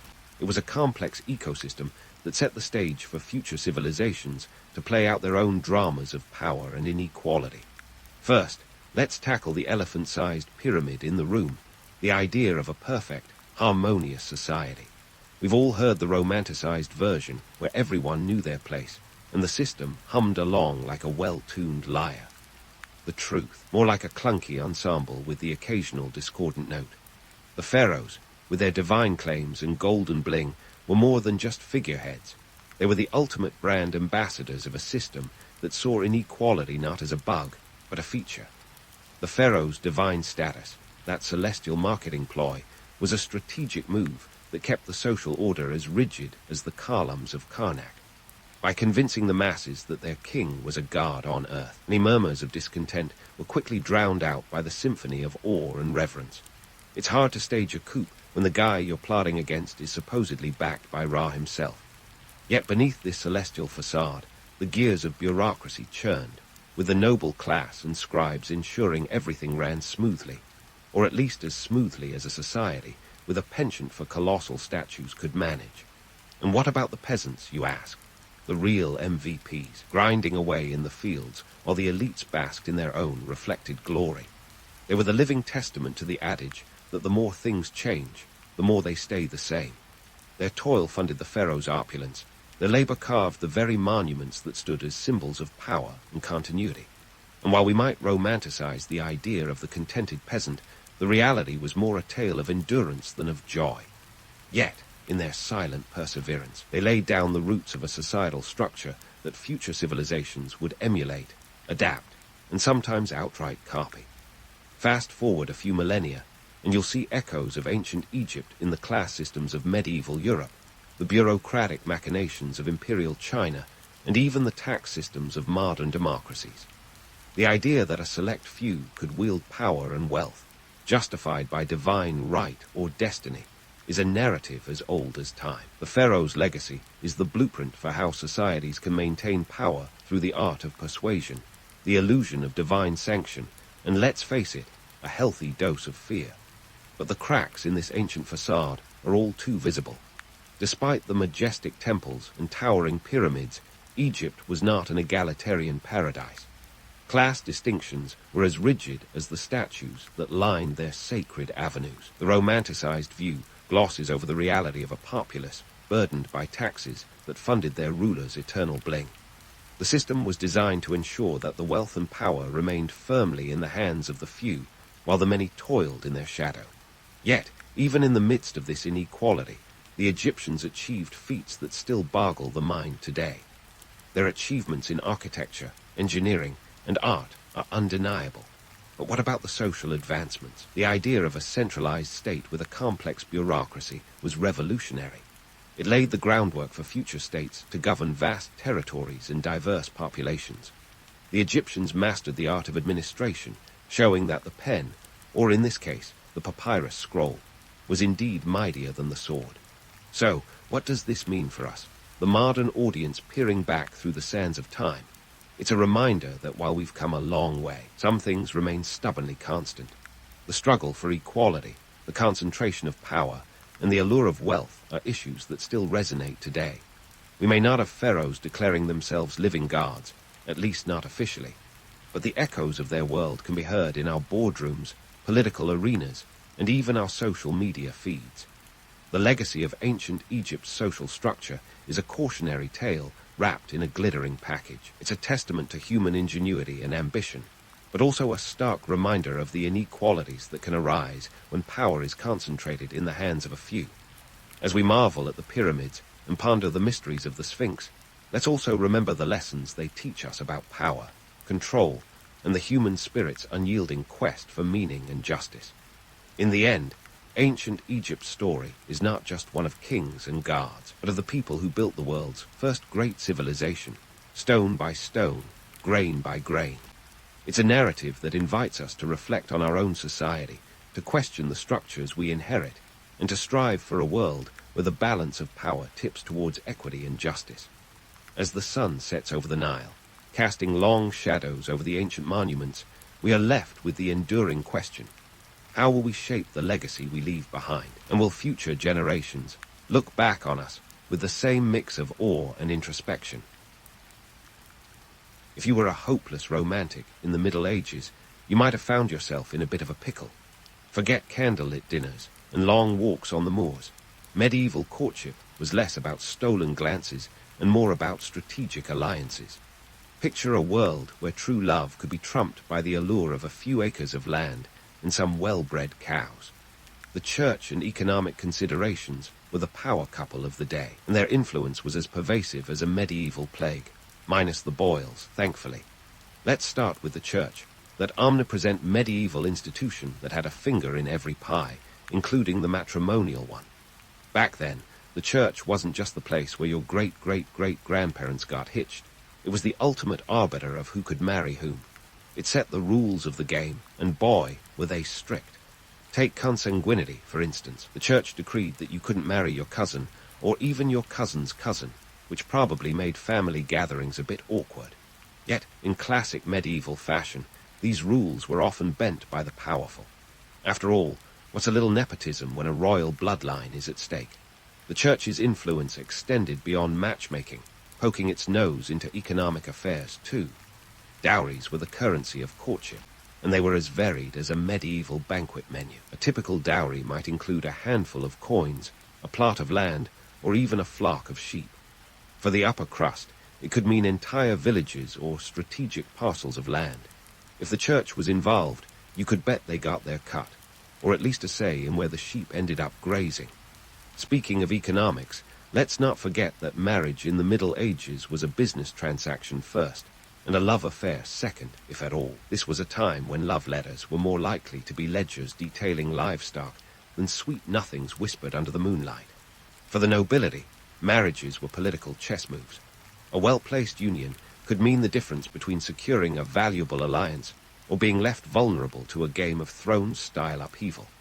Kings and queens were less concerned about who was making eyes at whom and more about securing borders and fortifying their power base. Take, for instance, the infamous Eleanor of Aquitaine. She wasn't just a queen. She was a power player with a marriage portfolio that would make a Wall Street banker blush.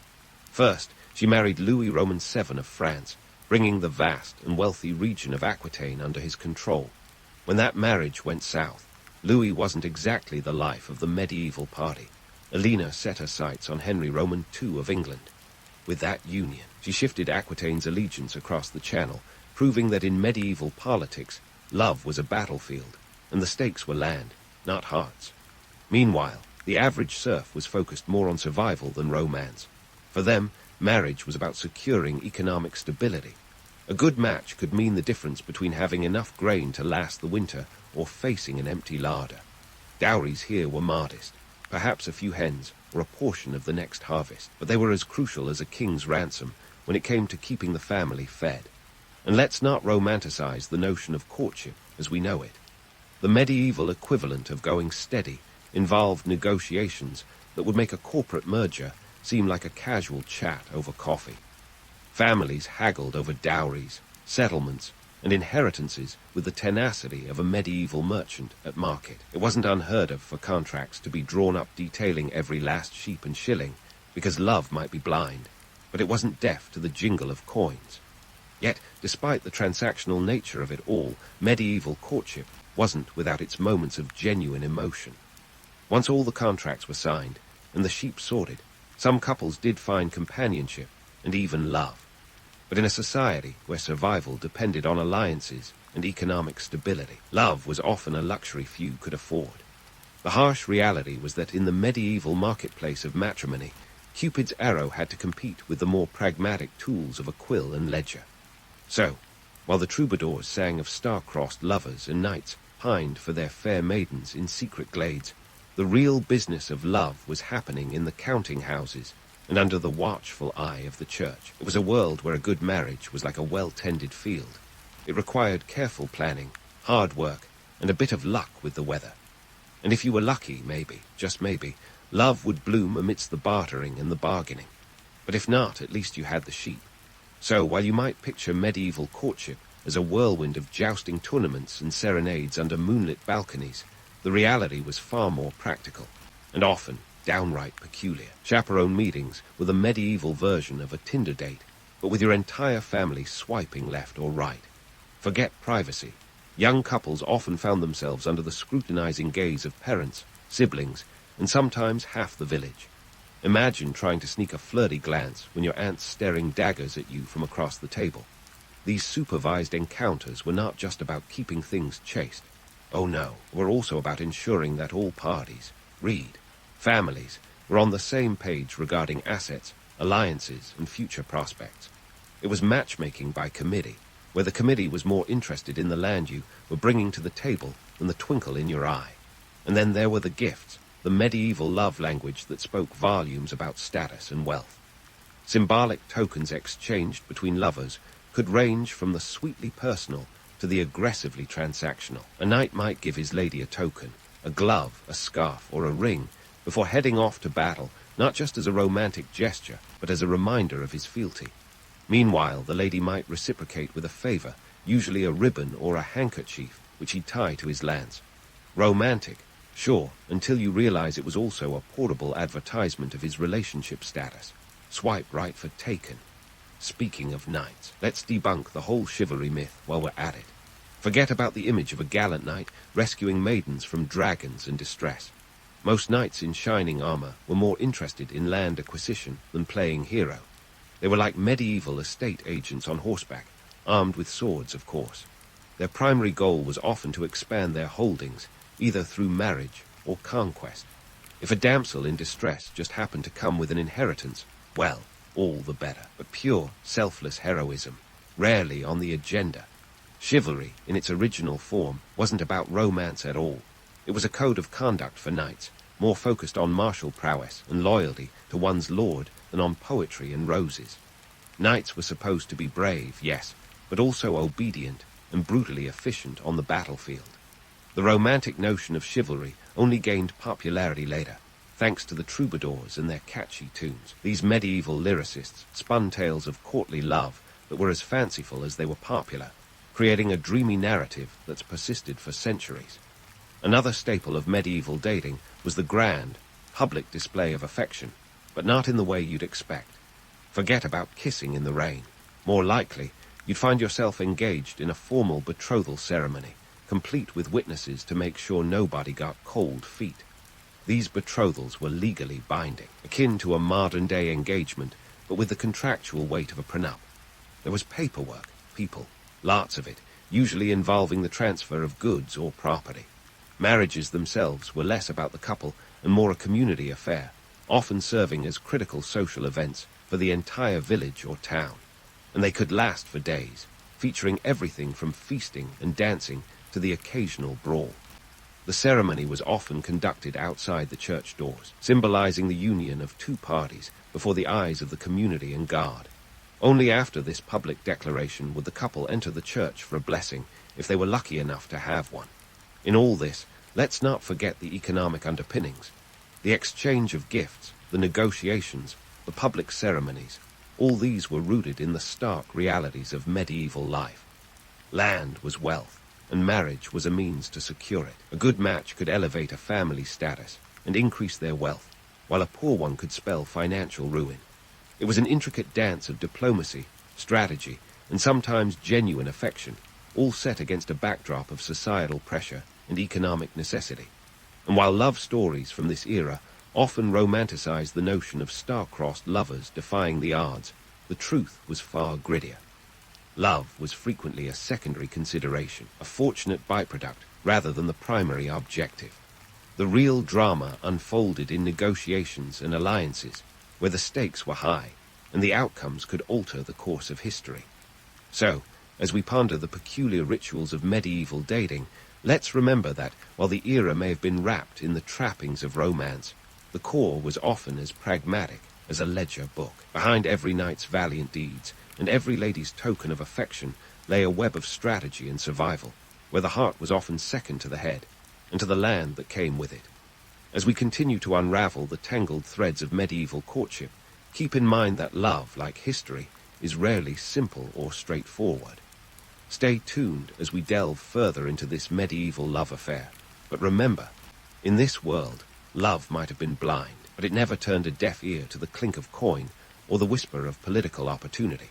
So, as we wade deeper into the murky waters of medieval matchmaking, let's steer clear of the saccharine tales of serendipitous love and focus on the gritty truth. Picture this: family alliances sealed not with a kiss, but with a contractual handshake that would make any modern prenuptial agreement look like a pinky swear. In a time when family mattered more than personal happiness, arranged marriages were the medieval equivalent of a business merger, albeit with more hay and fewer PowerPoint slides.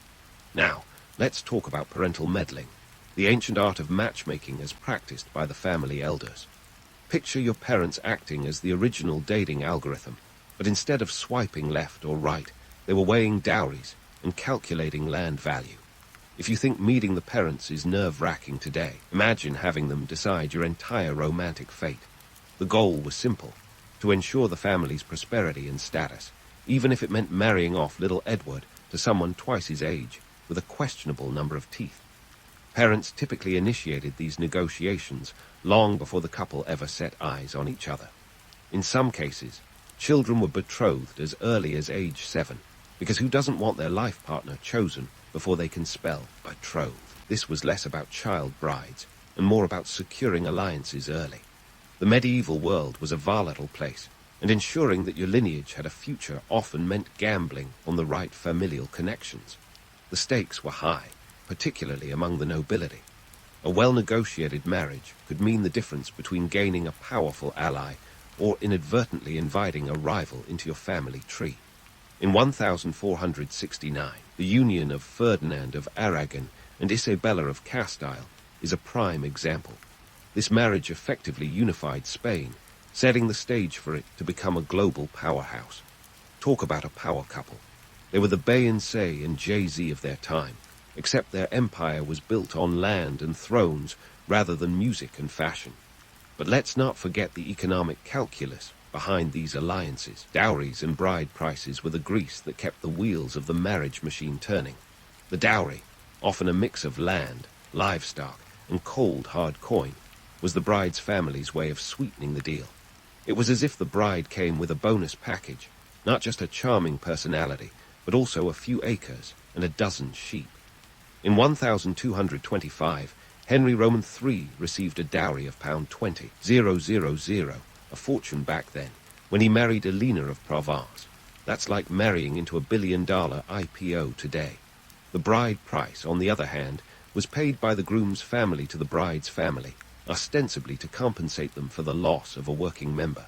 It's a bit like saying, "Sorry for taking your daughter, here's a new ox."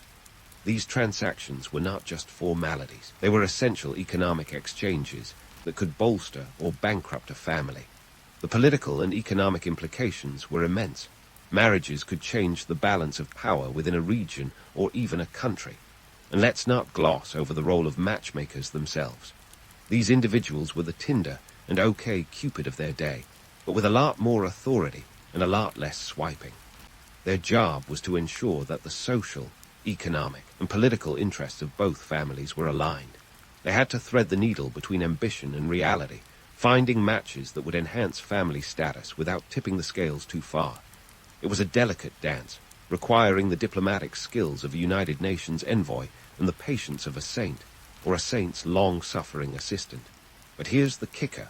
Despite the cold-blooded calculations behind these unions, there was room for a little romance.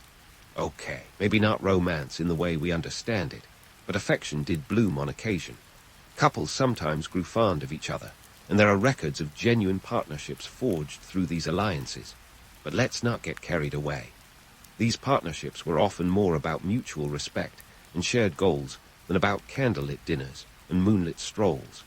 For the average medieval Joe, though, matchmaking was less about political strategy and more about survival. Families of peasants and artisans had simpler concerns, securing a spouse who could pull their weight, literally and figuratively. The ability to plow a field or churn butter was often rated higher than the ability to recite poetry. It was a world where practicality reigned supreme, and love, if it came at all, was a happy accident rather than a prerequisite. In this context, marriage for love was about as common as a three-legged chicken. But that doesn't mean it was entirely absent. There are tales, granted, likely romanticized, of lovers defying their families to marry for love. Yet these stories often ended tragically or comically, serving as cautionary tales against bucking the system. The message was clear. Love was nice, but land was nicer. And amidst all this matchmaking frenzy, let's not forget the paperwork.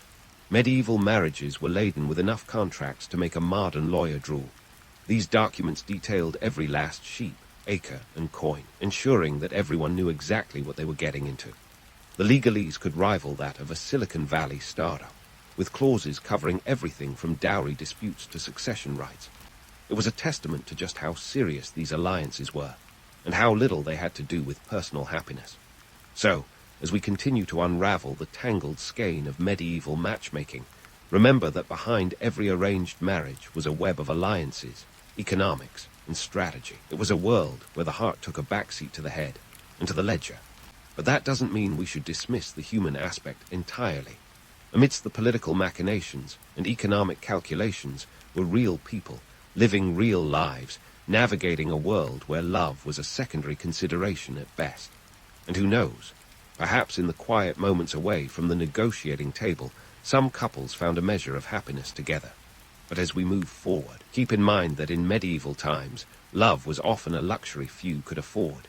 Stay tuned as we continue to delve into this complex tapestry of medieval romance, where every thread tells a story of survival, strategy, and the occasional star-crossed lover. The medieval love story, if you could even call it that, was as much about maneuvering through social strata as it was about fluttering hearts. If you were a noble, your romantic escapades were more like a high-stakes game of chess, with family standing on the sidelines, ready to pounce on any misstep.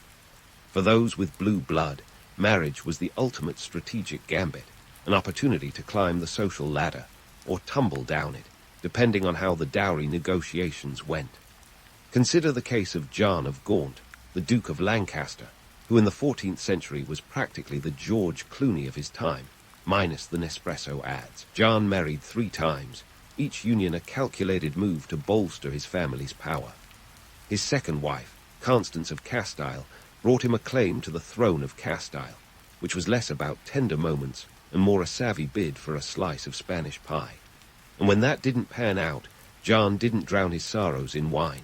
He simply moved on, marrying his longtime mistress, Catherine Swynford. It was a decision that scandalized the nobility, but was ultimately a smart play in the long game of influence and legitimacy, showcasing how personal affection could sometimes sneak through the cracks of political ambition. Now, if you were a peasant, your love life was less of a chess match and more akin to a game of dice, random, risky, and usually ending with the house, or in this case, the manor, winning. The social hierarchy was a rigid structure, with peasants often marrying within their own village or even their own family due to limited mobility and opportunity. Forget about climbing the social ladder. Most peasants were too busy climbing the haystack. The average peasant's marriage was a pragmatic affair, dictated by the need to consolidate labor and resources. Love, if it did happen, was a happy coincidence rather than a driving force. In this world, the quest for upward mobility could overshadow the tenderest of affections. Marrying up, or marrying well, was a dream for many, but the reality often involved marrying who your parents decreed was suitable. For noblewomen, this often meant being shipped off to a foreign court to seal an alliance, like some kind of medieval FedEx delivery, complete with a hefty dowry and a list of expectations longer than a knight's lance. Eleanor of Aquitaine's granddaughter, Blanche of Castile, became Queen of France through such an arrangement, her marriage orchestrated by her grandmother's experienced hands. These unions were less about sweet whispers and more about strategic whispers behind closed doors. Let's not forget the economic implications of these alliances. For the nobility, a marriage wasn't just a personal affair. It was an economic transaction with the potential to reshape entire regions. Take the dowry of Isabella of France, married to Edward Roman II of England in 1308. Her dowry was a staggering £18,000, equivalent to several £1,000,000 today, and included lands in Gascony and Ponthieu. This wasn't just a union of two individuals. It was an economic merger that had the power to sway political alliances and military engagements. And speaking of military engagements, here's where the myth of romantic, knightly love gets a bit of a reality check. Those chivalric tales of knights wooing fair maidens were often penned by bards with a flair for fiction. The real knights were more likely to be found polishing their armor than penning love sonnets. For the landed elite, marriage was another battlefield, with the goal of securing alliances and producing heirs, not whispering sweet nothings. The focus was on fortifying one's political position, ensuring the continuity of the family line, and of course, keeping the family estate intact. Love was a luxury that could wait, preferably until after the harvest. The social hierarchy dictated that love had to tiptoe around the harsh realities of status and survival. As the famed romance of Abelard and Heloise illustrates, even intellectual giants weren't immune to societal pressures. Theirs was a love affair that transcended the norms, but it ended with Abelard castrated and Heloise cloistered, a grim reminder that defying the status quo often came at a steep price. Their letters, filled with both passion and regret, are a testament to the fact that while love could be genuine, it was rarely free to flourish without interference. So, what did this mean for the average medieval romantic? Well, if you were fortunate enough to marry for love, you were likely an anomaly. For most, love was a secondary consideration, often crushed under the weight of political ambition and economic necessity. Yet somehow, amidst the dowries and alliances, genuine affection sometimes managed to take root. There's a bittersweet beauty in that, a reminder that even in a world governed by strategy and survival, the heart occasionally found its voice. As we continue this journey through the labyrinthine corridors of medieval romance, remember that every marriage was a microcosm of the era's complex social dynamics. Each union was a strategic maneuver that could elevate a family to new heights or consign them to obscurity. The stakes were high, the outcomes uncertain, and love, if it came at all, was a bonus rather than a guarantee. Stay with us as we delve deeper into this world, where the heart's desires often played second fiddle to the clink of coins and the promise of power. But wait, before you start penning a medieval romance novel in your head or lamenting the lost art of strategic matchmaking, let's bring this tale into the modern age. The truth is, while the trappings of courtship have evolved from castles and courtyards to coffee shops and dating apps, the essentials remain surprisingly consistent. That medieval blend of strategy, economic consideration, and social maneuvering. It's alive and well, just dressed in contemporary garb. First, let's talk about the great equalizer of modern romance, the dating app. The swiping right and left that now seems as natural as breathing is not too far removed from the medieval family councils that decided who was worthy of your hand. Except today, you don't need parental approval, just a decent profile picture. The matchmaking algorithms that promise to find your perfect partner are essentially the digital descendants of the medieval matchmaker, minus the intrusive questions about your sheep inheritance. Speaking of inheritances, the economic considerations of medieval marriages have morphed, not disappeared.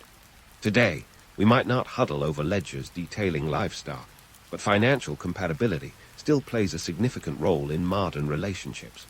The conversations that once centered around dowries and land have shifted to discussions about credit scores and joint bank accounts. It's the same song, just a different tune. In a world where money still talks, the echoes of medieval courtship can be heard loud and clear. And what about the social influence of marriage? Back in the day, marrying into the right family could elevate your status faster than you could, say, noble lineage. Today, while you might not be plotting to unite kingdoms, social circles still have a powerful sway. The modern equivalent might be marrying into a family with connections, prestige, or simply a great holiday cabin in the Hamptons. The stakes may not be as high as medieval thrones, but they can still shift personal and professional landscapes. Now, let's discuss the romantic myth of chivalry, which, surprise, surprise, continues to cling on like an overripe vine of idealism. The knight in shining armor trope has persisted, albeit with a few modern tweaks. While the armor has been replaced by tailored suits and the trusty steed by a reliable car, the notion of sweeping grand gestures remains. We still love a good story about a partner going the extra mile, even if it's just to pick up tacos at midnight. But just as in the Middle Ages, the reality often falls short of the ideal. The medieval knight was more concerned about land than lady love, and today's romantic heroes are often busy balancing spreadsheets alongside serenades. The truth is, the idea of a perfect partner is just as elusive now as it was when troubadours sang of courtly love. We yearn for the grand romance, but we settle for the person who remembers to take out the trash without being asked. As we look at how these medieval practices have shaped modern dating rituals, it's clear that the comedic and complex nature of romance is timeless. Human nature hasn't changed all that much in the last 1,000 years.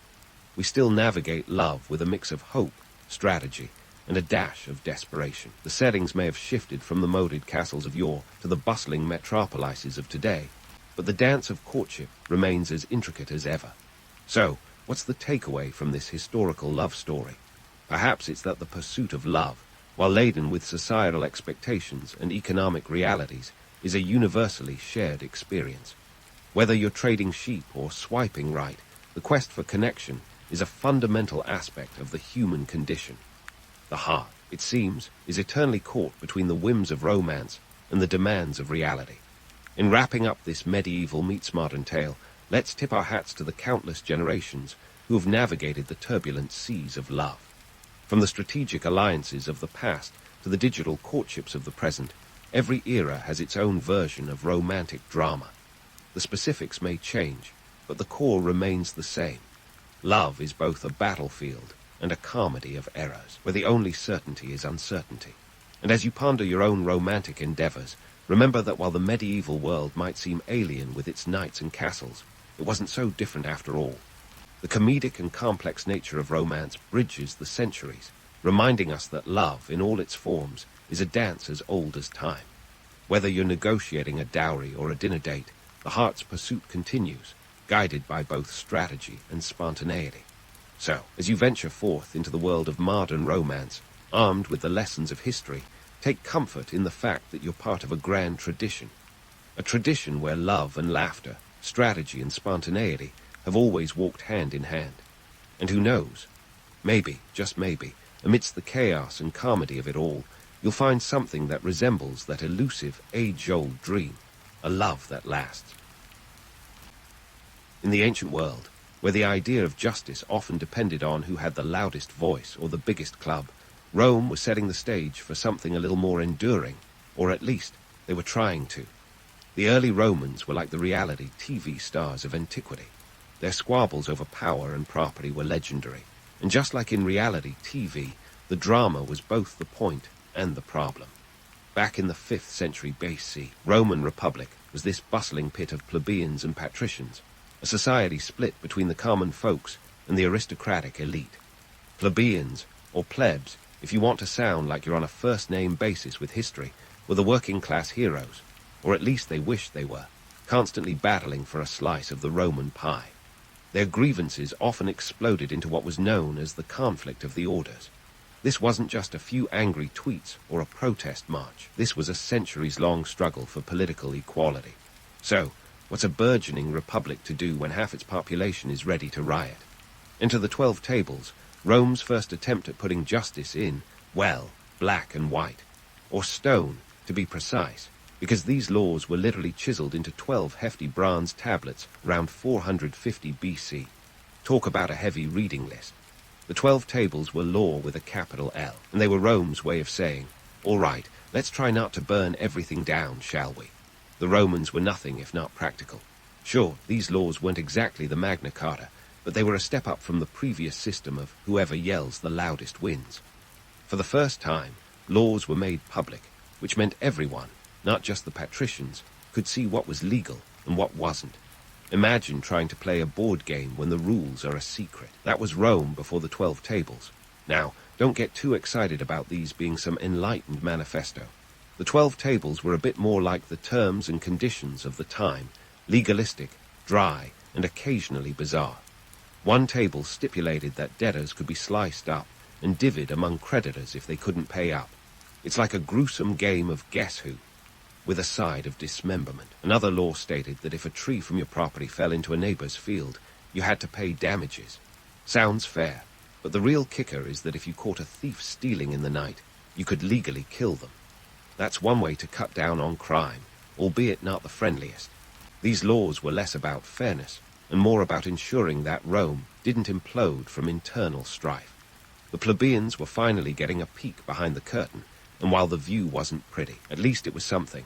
In essence, the 12 tables were trying to say, hey, we're all in this together, but if you cross me, there's a table for that.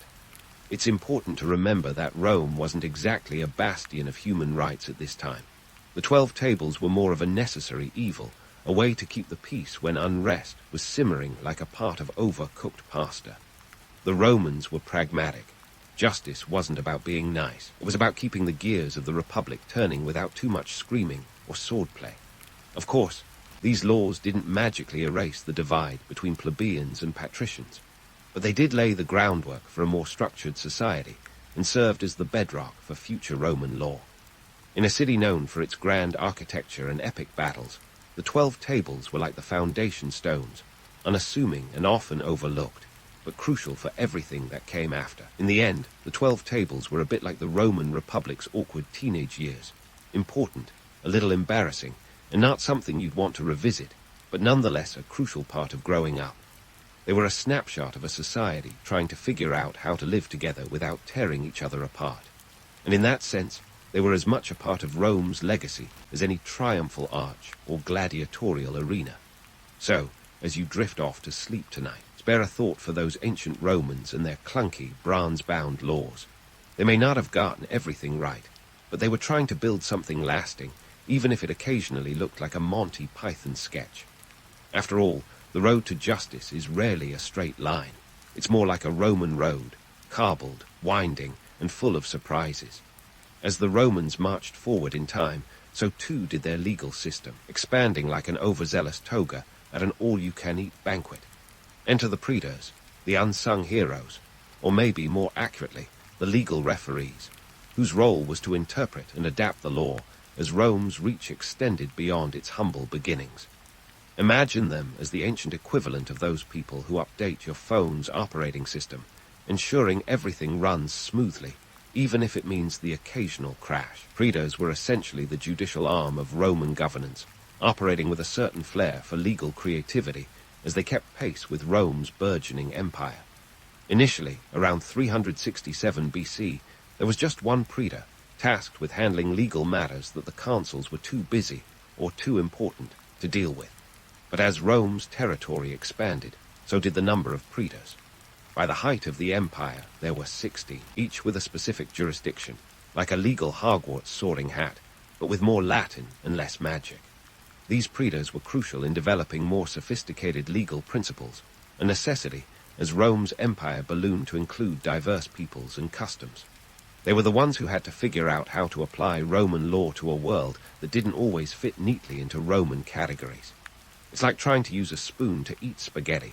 Passable, but messy. They introduced the concept of ius honorarium, a flexible body of law that complemented the rigid ius civile, or civil law, allowing for more adaptive legal solutions. In many ways, they were ahead of their time, like the legal version of adding pineapple to pizza, a controversial innovation that somehow worked. But as with any good Roman story, there's a twist. While the praetors were busy crafting clever legal solutions, Rome was also exporting its brand of justice to its provinces, which was about as nuanced as a gladiator's sword. The Romans had a knack for imposing their systems on conquered lands under the guise of order and civilization. It's a bit like inviting someone to dinner and then insisting they eat with your utensils and follow your table manners, or else. The Romans were more interested in maintaining control than in ensuring fairness, a balancing act that often tipped in favor of the imperial center. The provinces, from Hispania to Syria, were expected to fall in line with Roman legal standards, but this was less about benevolence and more about control. Rome's idea of justice was a bit like a dinner party where the host gets all the good wine and the guests are left with the dregs. Legal systems in the provinces had to conform to Roman norms, but the local elites often found ways to blend Roman laws with their own customs, creating a legal patchwork that was both innovative and chaotic. Ironically, while Rome was busy exporting its legal system, back home, Roman citizens were grumbling about feeling oppressed by the very system that was supposed to protect them. The Roman legal system could be harsh and unforgiving, particularly if you found yourself on the wrong side of the social ladder. Laws that were meant to keep the peace often ended up serving the interests of the elite, a tale as old as time, and as current as your latest news feed. The balance between maintaining order and ensuring fairness was a tightrope walk, and Rome sometimes seemed more interested in the balancing act than in getting to the other side. Despite its flaws, the Roman legal system laid the groundwork for many modern legal principles, including the idea of legal precedent and the rights of the accused. But let's not get too misty-eyed about Roman justice. It was as much about power as it was about principle. The praetors, with their legal ingenuity, were key players in this grand drama, ensuring that the wheels of justice, or at least order, kept turning, even if the odd spoke or two went missing. The Romans, ever pragmatic, understood that their legal system needed to be as robust as their roads and as flexible as their politics. And while they didn't always get it right, they were constantly evolving, adapting, and occasionally reinventing the wheel. In a world where stability was often a distant dream, the Romans knew that the real trick was keeping the dream alive long enough to pretend it was reality. As we continue to explore Rome's legal legacy, remember that history is less about grand narratives and more about the everyday decisions that shaped empires. The praetors, with their legal acrobatics, were part of a larger story of a civilization trying to impose order on a chaotic world. And while the Romans may have occasionally prioritized order over fairness, their legal experiments have left an indelible mark on history, proving that sometimes the road to justice is paved with good intentions, or at least with well-laid cobblestones. And speaking of keeping dreams alive, let's talk about Augustus, Rome's first emperor and perhaps its most ambitious moralist. Augustus, born Gaius Octavius, was Julius Caesar's adopted son and heir, a bit like inheriting a reality TV empire and trying to turn it into a respected news organization. His reign began in 27 BC, and he quickly realized that to maintain control over Rome's sprawling chaos, he needed more than just military might. He needed to conquer the hearts and minds of his people. So, Augustus did what any sensible ruler would do. He set out to legislate morality. Spoiler alert, it went about as well as you'd expect. Augustus introduced a series of laws known as the Leges Juliae around 18 BC, designed to promote traditional Roman values and curb what he saw as the decadence and moral decay of Roman society. Picture Augustus as the world's first lifestyle guru, but instead of selling self-help books, he was doling out decrees. These laws tackled everything from adultery to marriage, trying to turn the Roman Republic's moral compass to true north. But human nature being what it is, these laws were about as effective as using a colander to carry water. The Lex Julia de Maritandis Ordinibus encouraged marriage and procreation among the upper classes by imposing penalties on those who remained single or childless. Augustus wanted more Roman babies, but the elite found ways around this with the creativity of tax accountants during audit season. To sweeten the deal, there were rewards for parents with 3 or more children, like a twisted game show where the prize was not getting fined. Yet, unsurprisingly, people weren't rushing to have more kids just to dodge a tax. Then there was the Lex Julia de Adulteriis Coercendis, which aimed to curb adultery by making it a public crime. Augustus even enacted a clause that allowed a father to kill his daughter and her lover if caught in flagrante delicto. Talk about harsh. Despite these draconian measures, Rome's citizens continued to indulge in the same vices Augustus was trying to eradicate. Who could blame them? The city was essentially an endless toga party, with occasional breaks for gladiator games. Augustus' moral crusade was ultimately more about image than impact, a classic case of style over substance. His laws did little to change behavior, but succeeded in projecting an image of stability and control. Augustus was a master of optics, understanding that perception often trumps reality. His reign was marked by peace and prosperity, but it was underpinned by a legal system that was more about maintaining power than ensuring fairness. In that sense, his moral legislation was like a Roman facelift, superficial, temporary, but oh so necessary for the public eye. Fast forward to Hadrian, who ruled from 117 to 138 AD, and you find a different kind of reformer. If Augustus was the moralist, Hadrian was the pragmatist. His reign was less about moral legislation and more about creating a cohesive legal framework that could hold the empire together. Hadrian is perhaps best known for his wall in Britain, but his real legacy was legal reform. Unlike Augustus, Hadrian wasn't trying to legislate virtue. He was trying to legislate consistency across a patchwork empire. Hadrian's most notable legal contribution was the Edictum Perpetuum, essentially a codification of all the laws and edicts that had accumulated over the centuries. Imagine the Roman legal landscape as a cluttered attic full of forgotten relics. Hadrian was the ambitious organizer who decided it was time for a spring clean. The Edictum Perpetuum streamlined the legal process, reducing the chaos and ensuring that everyone was playing by the same rules, or at least reading from the same rulebook. Hadrian also made strides in protecting the rights of individuals, particularly in the provinces.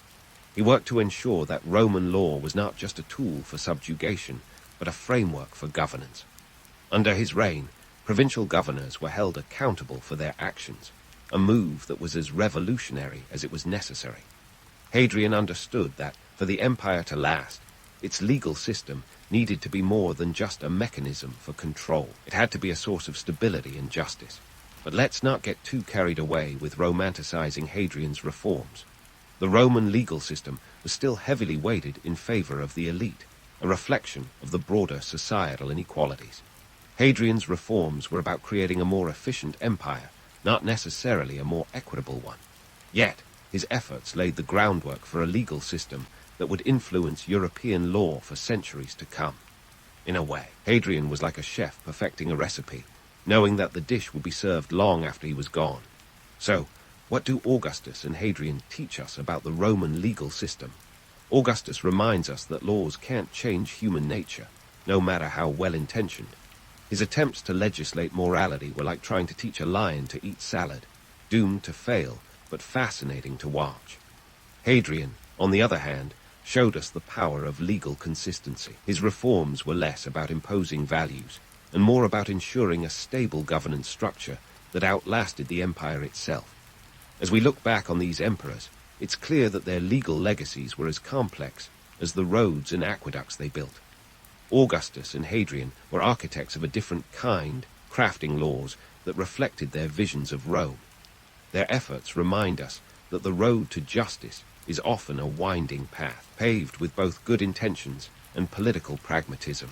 And while their laws may have been imperfect, they were crucial steps in the ongoing saga of Roman legal evolution, a story that, like Rome itself, was built to last. As we delve deeper into the Roman legal system, it's time to shine a light on the unsung heroes of ancient justice, the advocates. Imagine these early lawyers as the gladiators of the courtroom, armed not with swords, but with rhetoric and a flair for the dramatic. They were the ones who turned the dry grind of legal proceedings into a spectacle worthy of an amphitheater. Picture Cicero, the superstar advocate of his day, strutting into court with the bravado of a rock star and the oratory skills to match. He wasn't just arguing cases, he was performing them. In the Roman Republic, if you found yourself tangled in a legal mess, advocate was your best bet for salvation. These wordsmiths were the legal equivalent of ancient influencers, wielding their tongues like finely honed weapons. The courtroom was their stage, and the audience, ranging from senators to common citizens, was eager for a show. The most successful advocates became household names, their exploits and eloquence immortalized in history.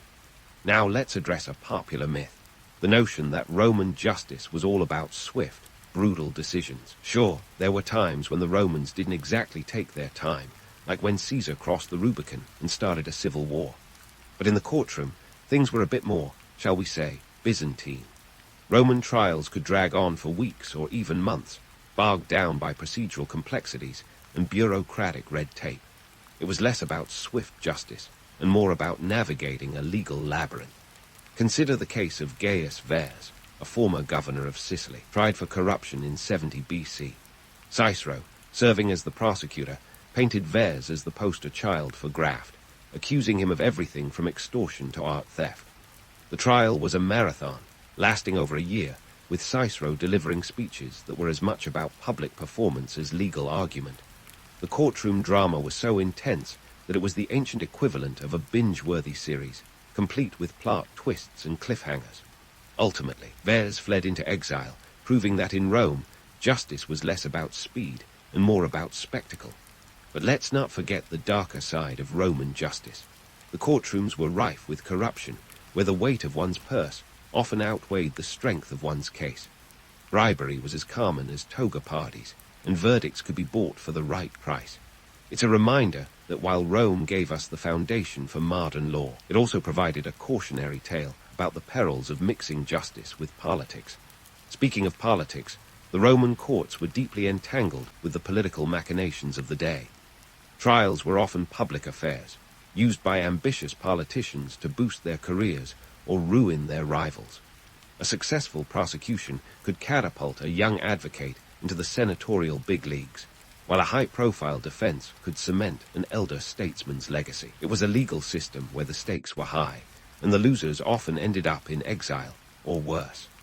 The Roman courts were a breeding ground for drama, where the lines between law, politics, and entertainment blurred. Advocates were expected to be not just legal experts, but also masters of persuasion, capable of swaying juries with their charisma and cutting wit. And let's not forget the jury itself, a motley crew of citizens who were as susceptible to public opinion as they were to legal argument. It was a system that favored the eloquent and the well-connected, a far cry from the impartial justice we idealize today. Yet, despite its flaws, the Roman legal system was a crucible for legal innovation. From the introduction of legal advocates to the complex web of court procedures, it laid the groundwork for many elements of modern jurisprudence. The Romans understood that law was not just about punishing wrongdoers, but about maintaining social order, and perhaps more importantly, keeping the empire's machinery well-oiled. In the end, Roman justice was as much about drama and intrigue as it was about fairness. It was a system where the capable navigated the complexities of law like a charioteer racing through a crowded forum, skillfully avoiding the pitfalls while keeping their eyes on the prize. And while the road to justice was often winding and fraught with obstacles, the Romans were nothing if not determined to keep moving forward. As we prepare to dig even deeper into the fascinating world of Roman law, remember that the legal system was not just a collection of rules, but a reflection of the society that created it. It was a mirror of Rome itself, glorious, flawed, ambitious, and always striving for something just out of reach. So, stay tuned for more tales from the Roman courtroom, where the drama continues and the quest for justice never truly ends. So, as we step back from the legal theatrics of ancient Rome, it's time to lay the groundwork for understanding just how deeply these Roman legal roots have wound themselves into the fabric of modern legal systems. The Romans, with their never-ending obsession with law and order, left behind a legal legacy that's like the marble arches they built, sturdy, imposing, and somehow still managing to stay relevant millennia later. First up, let's talk contracts. If you've ever signed a lease or a phone contract, you've got the Romans to thank, or blame, depending on how you feel about fine print. Roman law was pioneering in its development of contract law, providing a framework that still underpins legal systems today. The Romans were practical folks. They understood that keeping their sprawling empire running smoothly required more than just military might. They needed a system that could handle the complexities of trade and property across their vast territories. Enter the contract, the Roman way of ensuring that promises weren't just words whispered in the forum, but binding agreements etched in stone, or at least on papyrus. The Romans developed various types of contracts, including consensual contracts, which required no formalities other than mutual consent. Sound familiar? That's because it's the backbone of modern contract law. These early contracts covered everything from buying and selling goods to hiring services and renting property. They were the legal equivalent of duct tape, holding together the economic engine of the Roman Empire.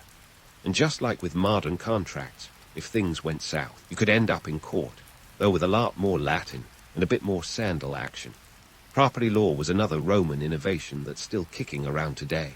The Romans had a keen sense of ownership, and they developed a comprehensive system to regulate the use, transfer, and inheritance of property. Their legal framework introduced concepts like usufruct, which allowed someone to use and enjoy the fruits of a property without owning it outright. It's a bit like renting an apartment, without the annoying landlord inspections. Roman property law also included emphyteuses, a long-term lease that allowed lessees to treat the land almost as their own. It was a game-changer for agriculture and land development, proving that the Romans were as savvy with real estate as they were with togas. Now, let's dive into the realm of civil law, where the Romans really outdid themselves. Their Corpus Juris Civilis, or body of civil law, compiled under Emperor Justinian in the 6th century AD, was a monumental effort to consolidate centuries of Roman legal thought. It's like the ultimate legal mixtape, gathering the greatest hits of Roman jurisprudence into one comprehensive collection. This codification influenced the development of civil law in Europe and served as the foundation for legal systems in many countries, including France, Germany, and Italy. It's as if the Romans built a legal colossus that future generations couldn't help but emulate.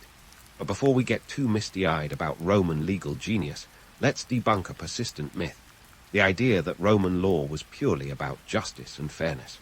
In reality, it was often about control and maintaining the social order. The legal system was heavily skewed in favor of the elite, a tale as old as time and as current as your latest news headline. The wealthy and powerful had the resources to navigate the complex legal landscape, while the common folk were often left to fend for themselves.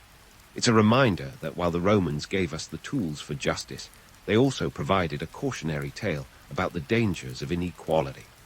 Despite these shortcomings, the Romans' obsession with law and order left a legacy that endures today. Their legal innovations were like a well-crafted mosaic, piecing together the chaos of a sprawling empire into a semblance of order. And while their laws were sometimes more about power than principle, they laid the groundwork for a legal tradition that has withstood the test of time. Reflecting on the Romans' contribution to modern law, it's clear that their legal system was as much about ambition as it was about governance.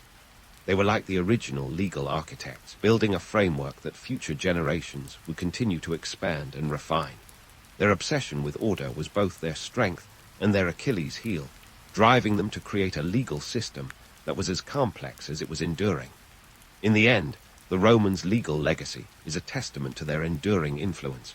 While Rome itself may have fallen, its legal principles continue to shape our world, proving that some ideas are as immortal as the empire that birthed them. So, next time you find yourself signing a contract or arguing about property rights, spare a thought for those ancient Romans. They may not have built Rome in a day, but their legal system. That took centuries to dismantle, or rather, adapt, evolve, and perfect into what we know today.